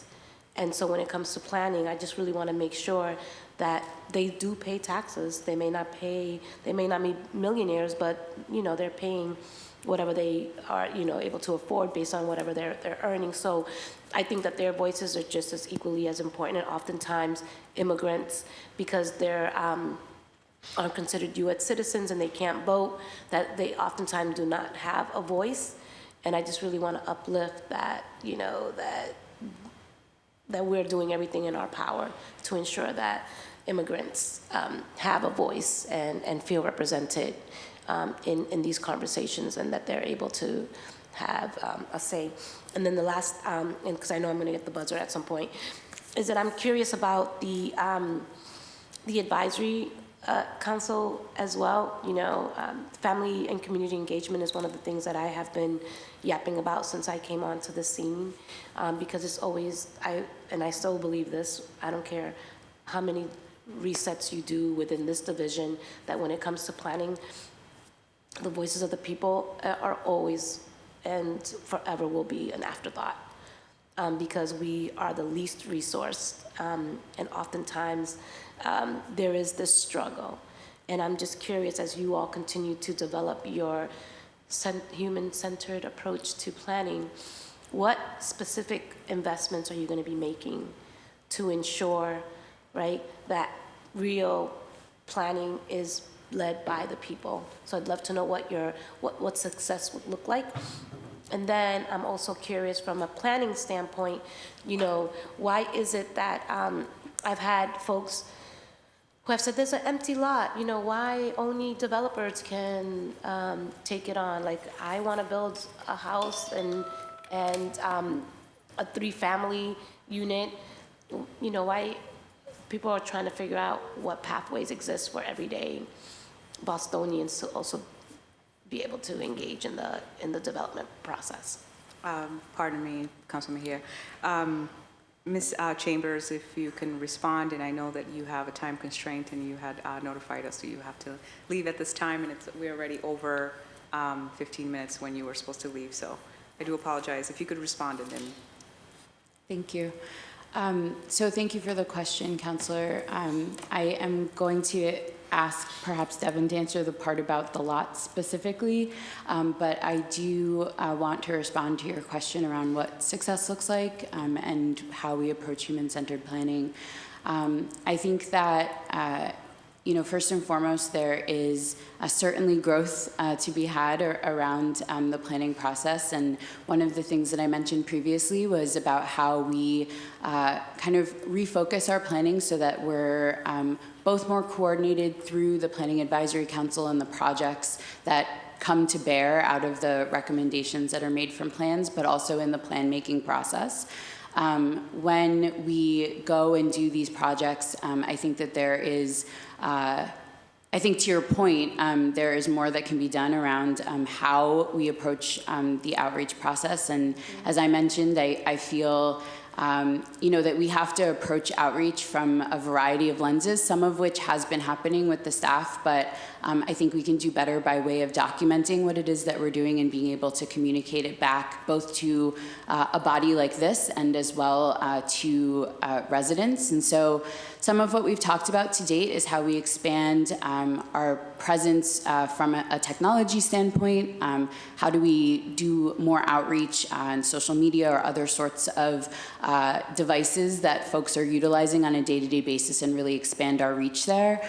Beyond that, instead of just kind of the structured meeting format, how do we get out into the community, especially with regard to events that are already going on? Sometimes, one of the criticisms can be that if we expect people to come to us, we're not necessarily reaching them appropriately. We need to go to where people actually are. And so just kind of taking from some of my own experience in past jobs, I have spent weekends going to churches, weekdays going to schools, spent time really kind of in the places where we already know that people are frequenting on a day-to-day basis because people don't necessarily have the time to add another meeting to their calendar. I think that that's something that's really important, and as we think about how we approach our work moving into the future, that's definitely something that we need to build in. Certainly, the last couple of years have been a special challenge with COVID, but I think as we move out of that space, we're having a lot of conversation internally, both the planning staff and the community engagement managers, around how we approach our work differently and not just be doing virtual meetings, but thinking about how we're kind of doing more to build that process and to make it more holistic.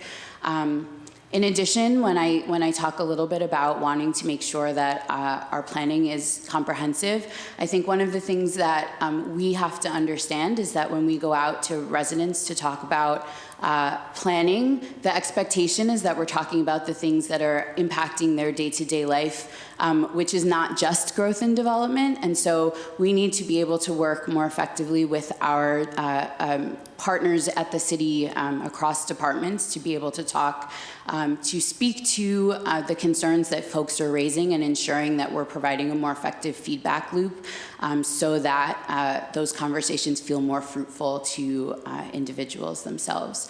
I think that the possibilities are endless, to be honest with you, and I think that there's a lot of really important thinking that's happening right now about how we just approach our work a little bit differently, because certainly for us, utilizing the tools that we have as an organization to build and to drive growth and to enable development is really important, but we don't necessarily get there if we're not willing to talk about the other things that are impacting folks' day-to-day lives. So I certainly hear your concern, and I think that there is a lot of room for us to be able to move differently, and I would love to continue the conversation. Thank you, yes, and I would love to partner with you, especially on the Spanish-speaking effort just because I know that we have a lot of opportunity there. Absolutely. And we are one of the fastest growing populations. 42% of the students who are in BPS are Latino. And so I would love to just be able to help support in that area. Thank you. Ms. Chambers, thank you. I know that you have to leave, and representation does matter. I really appreciate your answer, and I think you shut Ms. Mejia down. That's it. No more questions for you. That's it. Drop the mic. She dropped the mic. Yeah, no, I am so like impressed, and not even impressed because that is not even the word. I am incredibly grateful and inspired by the type of knowledge that you are bringing into this, because sometimes I sit in these hearings and everything sounds so complicated and the words, I'm like blah blah blah blah, but like I understood everything that you said. I understand, and you also spoke from your heart, which changes everything. And so I'm encouraged by your leadership, and I look forward to supporting you in your work. Thank you so much. Like, let me know how my office can be helpful, and I'm citywide, so whatever you need in any neighborhood, I got people. Thank you. Okay. Thank you. But I need the answer the lot about how people, don't think I let y'all go on that. Yeah, I'd be happy to take that, Counselor.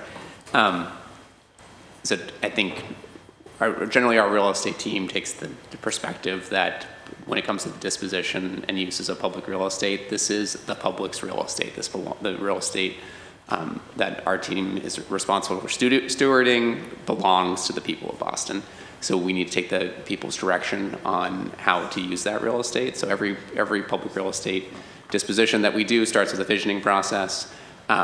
There are lots of opportunities in our land portfolio, and also Mayor's Office of Housing's land portfolio, to build new homeownership opportunities, new rental housing opportunities for Bostonians that are affordable to Boston. So No, my question was specifically about everyday the average Bostonians Boston wanting to be, get a piece of that pie. Yeah. Getting a piece of whatever you want to call it these days, but. So during that visioning process, that's where we solicit that feedback.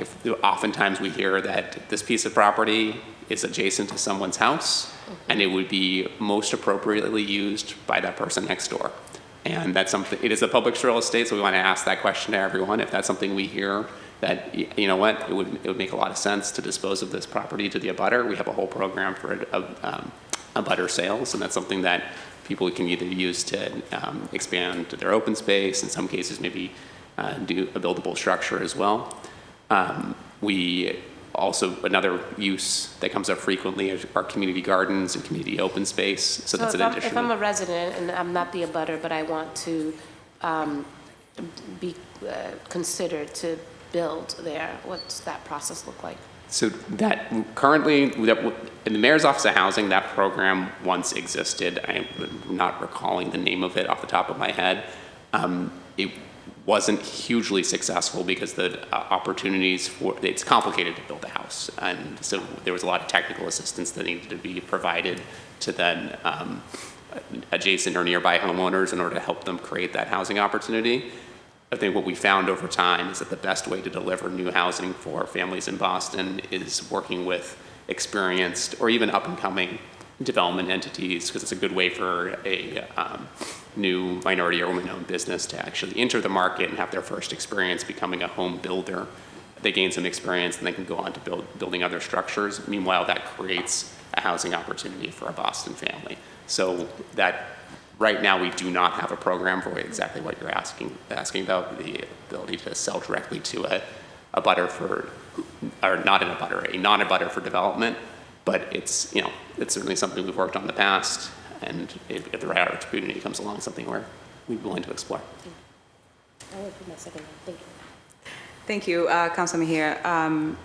Devin, I think with that process in the mayor, when they did put out RFPs for land in that way, I really appreciated that you talked about like the technicalities with the process. And now in rethinking like an Office of Economic Opportunity and Inclusion, they have like a whole department for technical assistance, and wondering if that could be the case, like rethinking that process all over again and bringing it back by providing technical assistance and also funding most of it is that, I mean, I've looked through that process, I've applied, not for myself, not for myself in a previous job in development, and it's arduous. It's a long application, including understanding some engineering, budgeting, and everything else. So, Absolutely. thank you. Councilor Braden, you have the floor for second round. I know that BPDA has to leave in 20 minutes, so there are three of you. Jump to it. And I'll give you 5 minutes each. Thank you. Fair? Thank you. Alston Brighton and on other neighbourhoods as well, institutional expansion. We totally appreciate the meds and eds are a really phenomenal driver of our economy in Boston, but the position of our universities that they're not housing enough of their students on campus is very detrimental to it is detrimental to our neighbourhoods. I know in Alston Brighton we'll probably have a 50-year history. I know increasingly we see it in East Boston that Suffolk doesn't house their students, and when we looked at the off-campus housing, when we did a census inventory about who we were missing in our counts, we found all these, it's incredible density. I was shocked at the number of off-campus pings on the map were in East Boston, and that's driving speculative investment in our family housing and driving families out. So what are we doing to ensure that our universities are stepping it up and affordably housing their students on campus? Because they offer on-campus housing, but it's much more expensive to live on campus than off. So what can we do about that? Because it is detrimental to our neighbourhoods. Through the chair to Councilor Breeden, we have a series of what we call institutional master planning processes, and then in each of those we have the chance to talk to the institution and say to them, we need you to build more housing or to commit to over the next 5 to 10 years how many housing units they're going to bring on board to house their own people. Those are units we can eventually give back to the community whenever it happens. So we're using our institutional master planning oversight, which is over, I think, 11 different hospitals and universities over the next year. So we're going to be holding them, frankly, accountable through that process to make sure that they're providing more housing. Yeah. Do we have any teeth? Like BU had an institutional master plan that included a tower near Nickerson Field. They have a PDA for it. They're up for review this time for a new institutional master plan, but that building was never built. So there's 450 units that never were built that we had approved last time round. So what can we do to push them to do this? We have them in an institutional master planning process, so we have the chance to engage them and identify what their shortcomings are, what we expect, and when we expect it to be resolved. And we've had something of that discussion with them maybe a couple of weeks ago and into this week. So it's top of mind, and we're spending a lot of time on it. Yeah. The other question I had is, are we doing any level of displacement analysis? When I know that the language that used to be used, I don't know if you still use it, but in my time here on the council, the BPDA, they always talk about the highest and best use of land, because land is a very scarce and valuable commodity in the city. But sometimes that highest and best use is forcing displacement of small businesses, our artist community in Alston Brighton in particular, our backstreets businesses, our food stores, and just residential displacement of our working families, our BIPOC and immigrant families. Is that an analysis? How do we balance this drive to keep building because it increases our real estate revenue, but then also how do we balance that with the needs of our neighbours and our small businesses in our communities? I think I would point to our ongoing efforts to improve the Article 80 process is a really important opportunity to get better at exactly what you're asking about. It's certainly something that both our team, the Office of Economic Development and Inclusion, the Mayor's Office of Housing are focused on, is making sure as new development happens in our city, who does that development serve and how does it best serve the current and future residents of our city who need the help the most.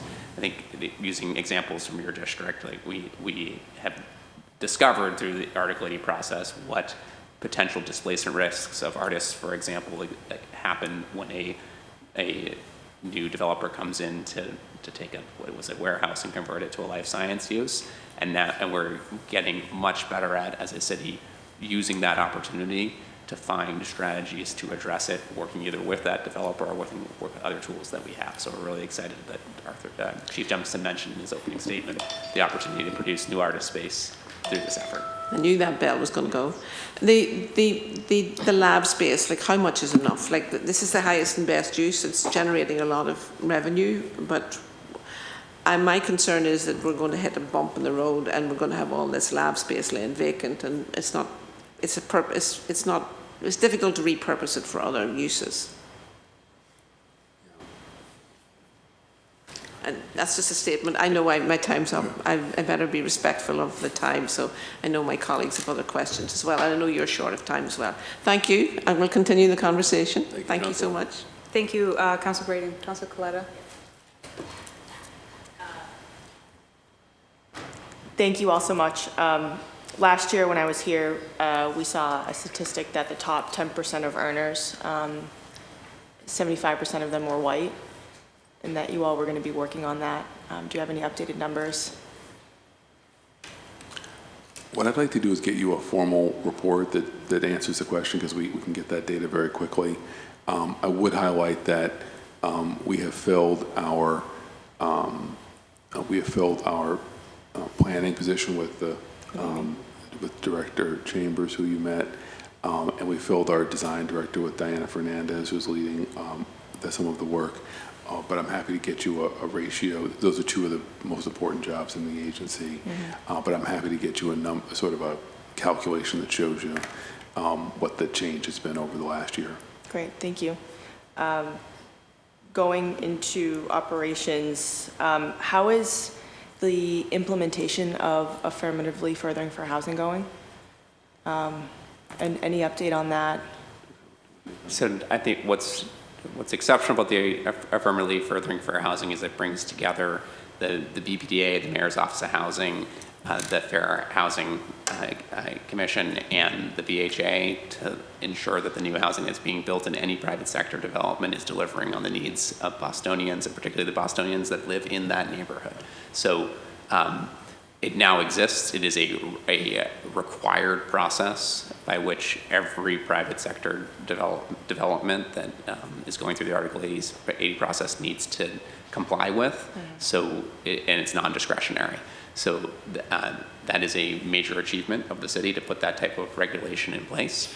It's still new, so I think it's something that we can continue to refine over time, and make sure that we're getting the outcomes we want to see from the Boston Interagency Fair Housing Development Committee, that it is that their applications are timely processed, and we have a common set of expectations, because one of the things that the mayor has asked us to prioritize is predictable development, both for community members and developers alike. So I think there's continued opportunities for improvement, but we're generally thrilled that that's something that we've put into place here and shown our leadership. Has there been any sort of report that's been pushed out with any wins that we can point to that have stabilized communities or prevented displacements? I think there's lots of individual data points in every single development, and it's a section in every board memo that we produce. Have we assembled that into one place and said, hey, look at this? Not that I'm aware of, but that's a great point, Councilor, that it seems like a good opportunity to tell a story about the great work that we're doing. Cool. Improving Article 80, I'm very excited about that. I would like to just encourage you all to think about Arlington's model, which is a focus group model. Largely what I've seen through Plan East Boston and Plan Charlestown is that you all cast a wide net, provide us comments. The comments that come in come from a very homogenous group of people who have a lot of time on their hands. We love them and we're grateful for their participation. However, I don't think that we're taking in any demographic data about who we're actually getting comments from, and so the opinions are skewed. And so I would love to be very intentional about how many folks have we reached out to who speak Spanish. How many folks have we gotten from high school age kids, or are you a homeowner, are you a renter? So that the opinions of, for example, Plan East Boston is truly indicative of what the neighborhood is feeling. So I don't know if that would start first with a study through this, this Article 80 reformation process?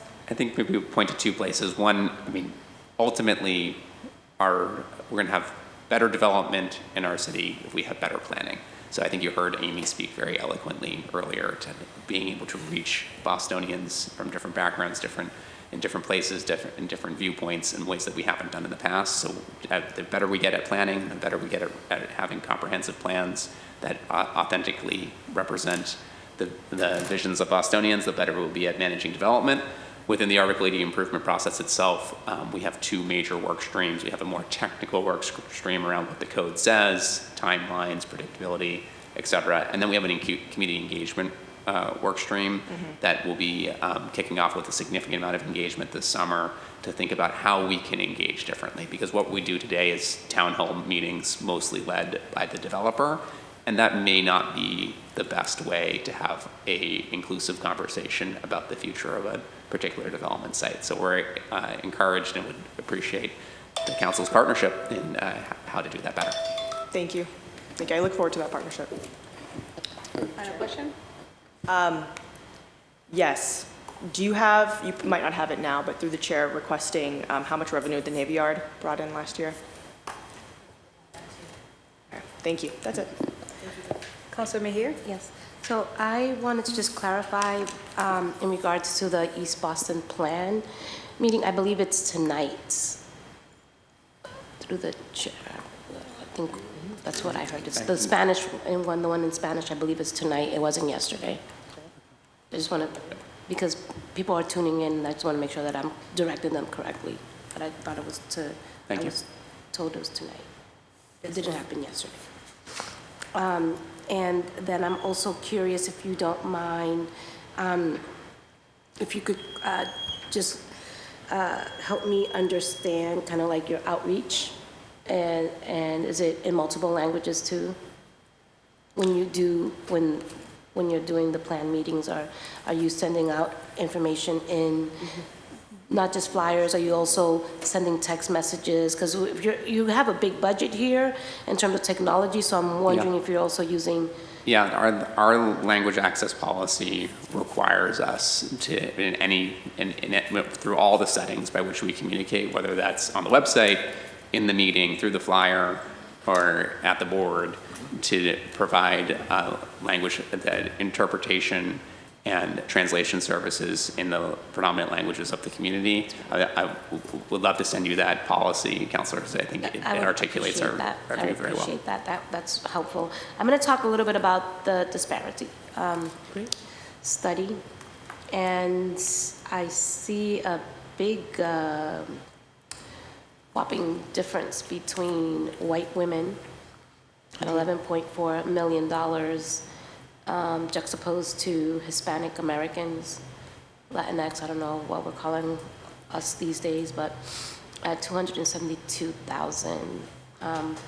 And so I'm just curious if you can help me understand how we're going to close that gap. And from what I understand, and I don't know, can't confirm nor deny this to be true or not, but the white women category, there's been rumors that white men just transfer the names to the businesses to their wives, so that they can get the minority or women-owned business contracts. So I'm just curious if that is true, and what are we doing to be transparent about that? Because, you know, there's always a loophole. Indeed. And we need to ensure that if there is a loophole, we are naming it Absolutely. Thank you for the question. We've been focused on equitable procurement for several years now. First, to address your second question, this is why certification is so important, and we've spent a lot of time with our community trying to stress that it's very important to be certified for that reason, to make sure that folks are who they say they are and they are primary holders of the business. As far as the... Wait, I'm sorry, but that still does not address the issue, because if I'm a woman and my husband is the one who owns the business, I can be certified, and then that business is then under my name. So the BPDA is not the purveyor of the certification, so I can't speak to the technical process specifically. I guess what I'm but trying to say, yes. Sorry. Yes, no, please continue. Is that, and so I just want you to answer the question because I really want to make sure that we're following the thread here. Is that, yes, I'm not here to discuss the certification process. I'm trying to understand the loophole. Yes. And the accountability and the transparency that these things are happening, especially in the construction space and other industries. So what are we doing to address that? So, You mind if I? yes. May I ask just a follow-up question? So, is the suggestion that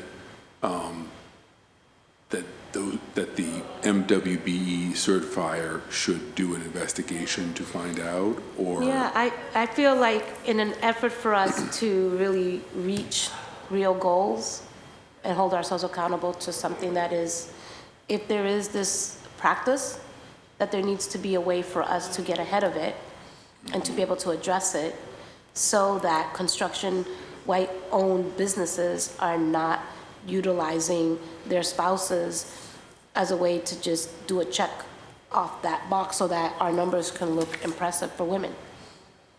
So there needs to be some sort of investigation or some sort of level of something needs to happen, because if I'm looking at white women, $11.4 million, as opposed to Hispanics at $272,000, that is a huge discrepancy. That is a big number there, and I'm just curious if that number has anything to do with the fact that white construction owners and other white men are utilizing their wives to be able to put them in. The place that question needs to be, I mean, the organization that's set up to investigate something like that is the certifier. Right. But then, then my concern is, right, because this is a slide that you all have presented to us.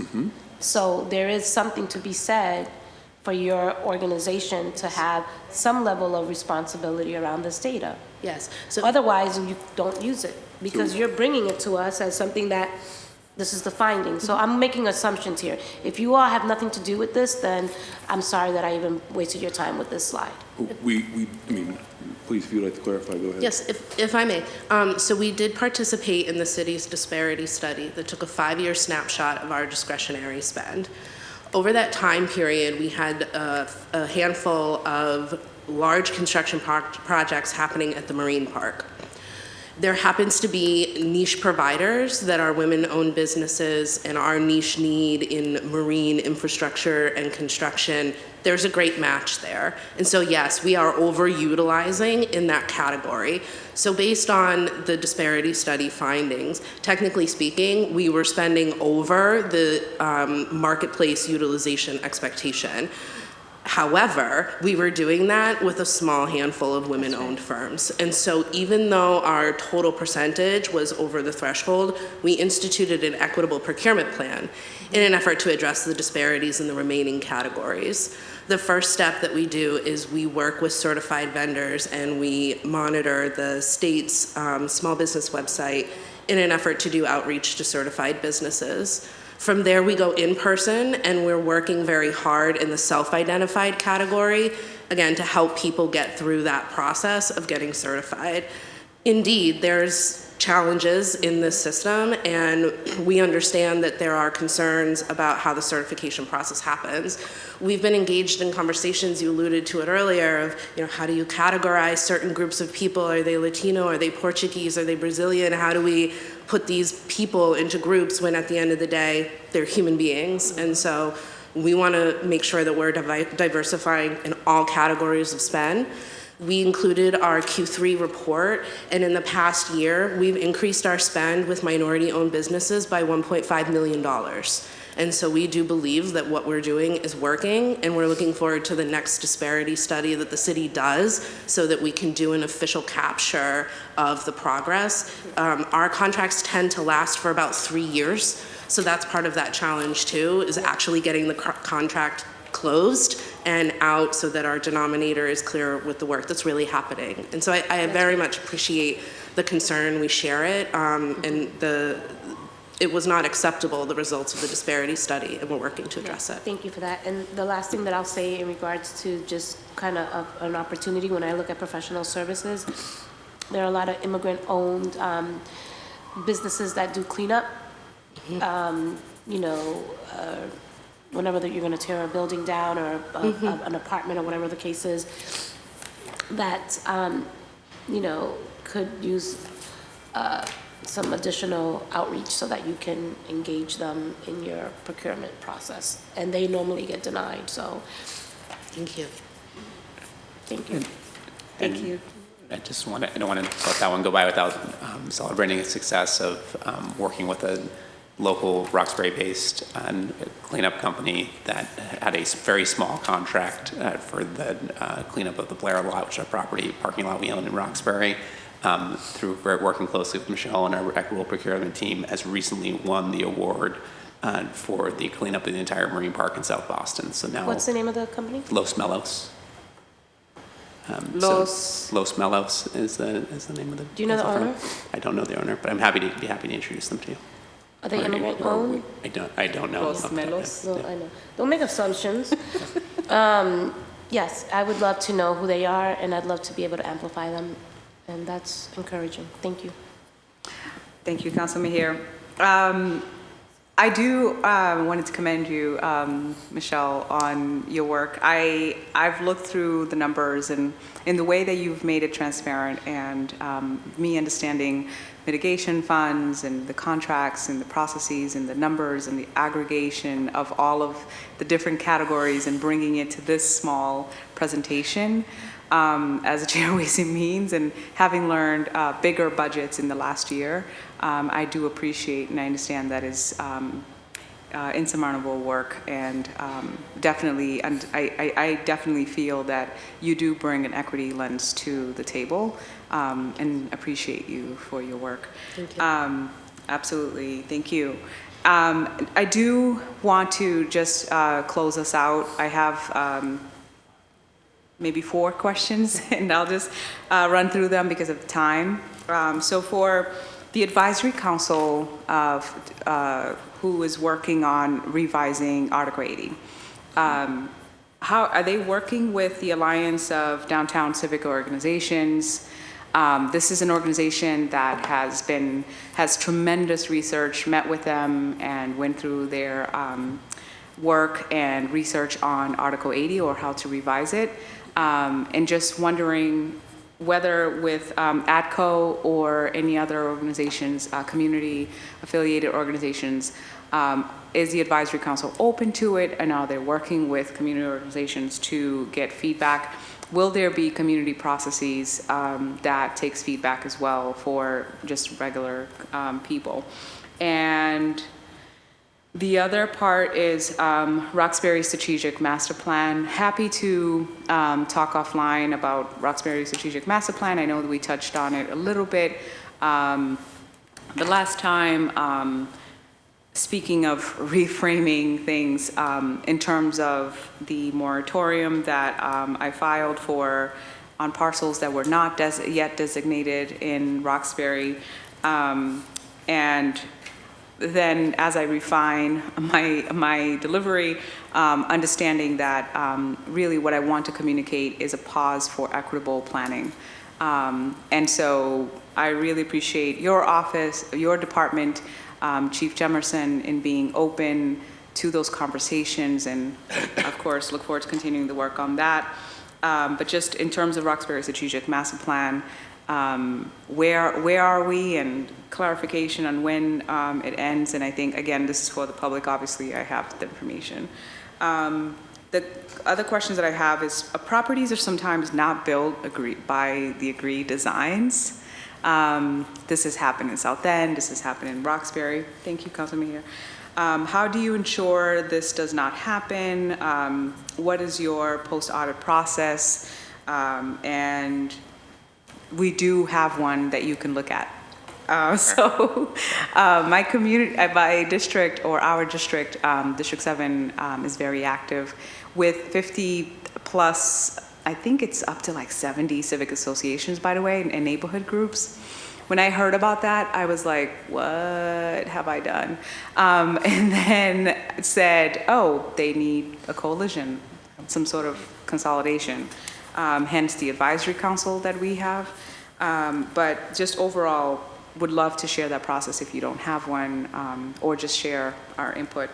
This other question is, when community funds are part of a project, what does BPDA do to ensure that agreements are executed? And if that's on community, is there a way or opportunity to collaborate with district councilors to ensure that developers are held accountable?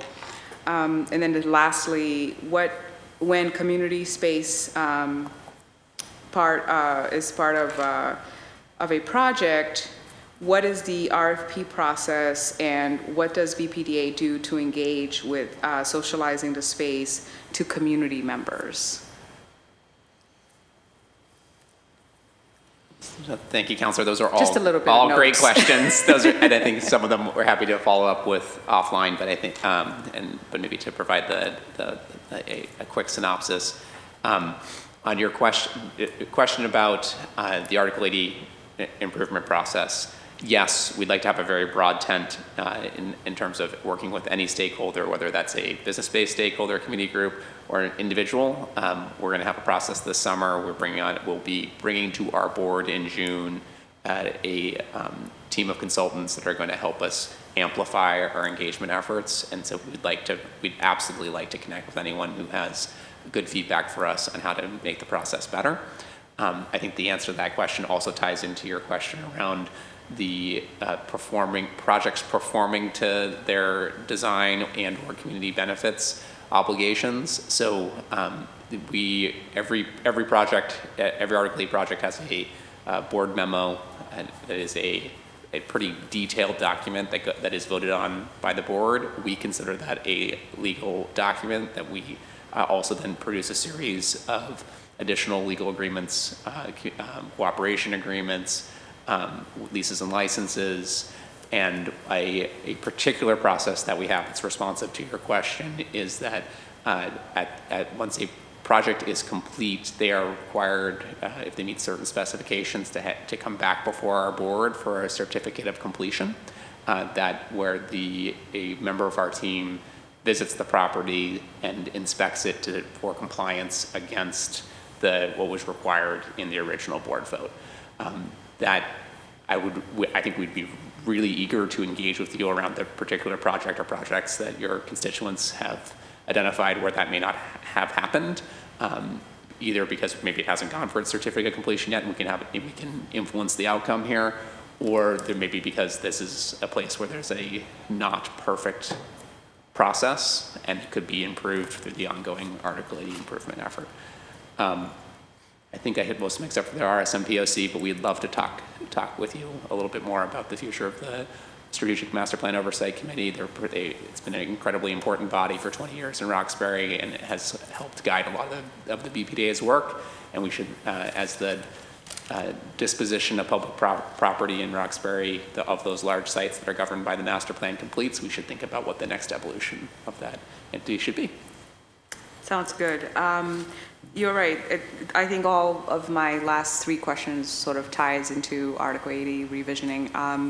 And we have input or a plan for those types of inspection or follow-up for accountability that I'd like to offer, as well as the community mitigation funds process as well. Just sort of understanding exactly the communication so that it's very clear to the public what exactly can they talk about or not talk about, and I think that the public is not really clear.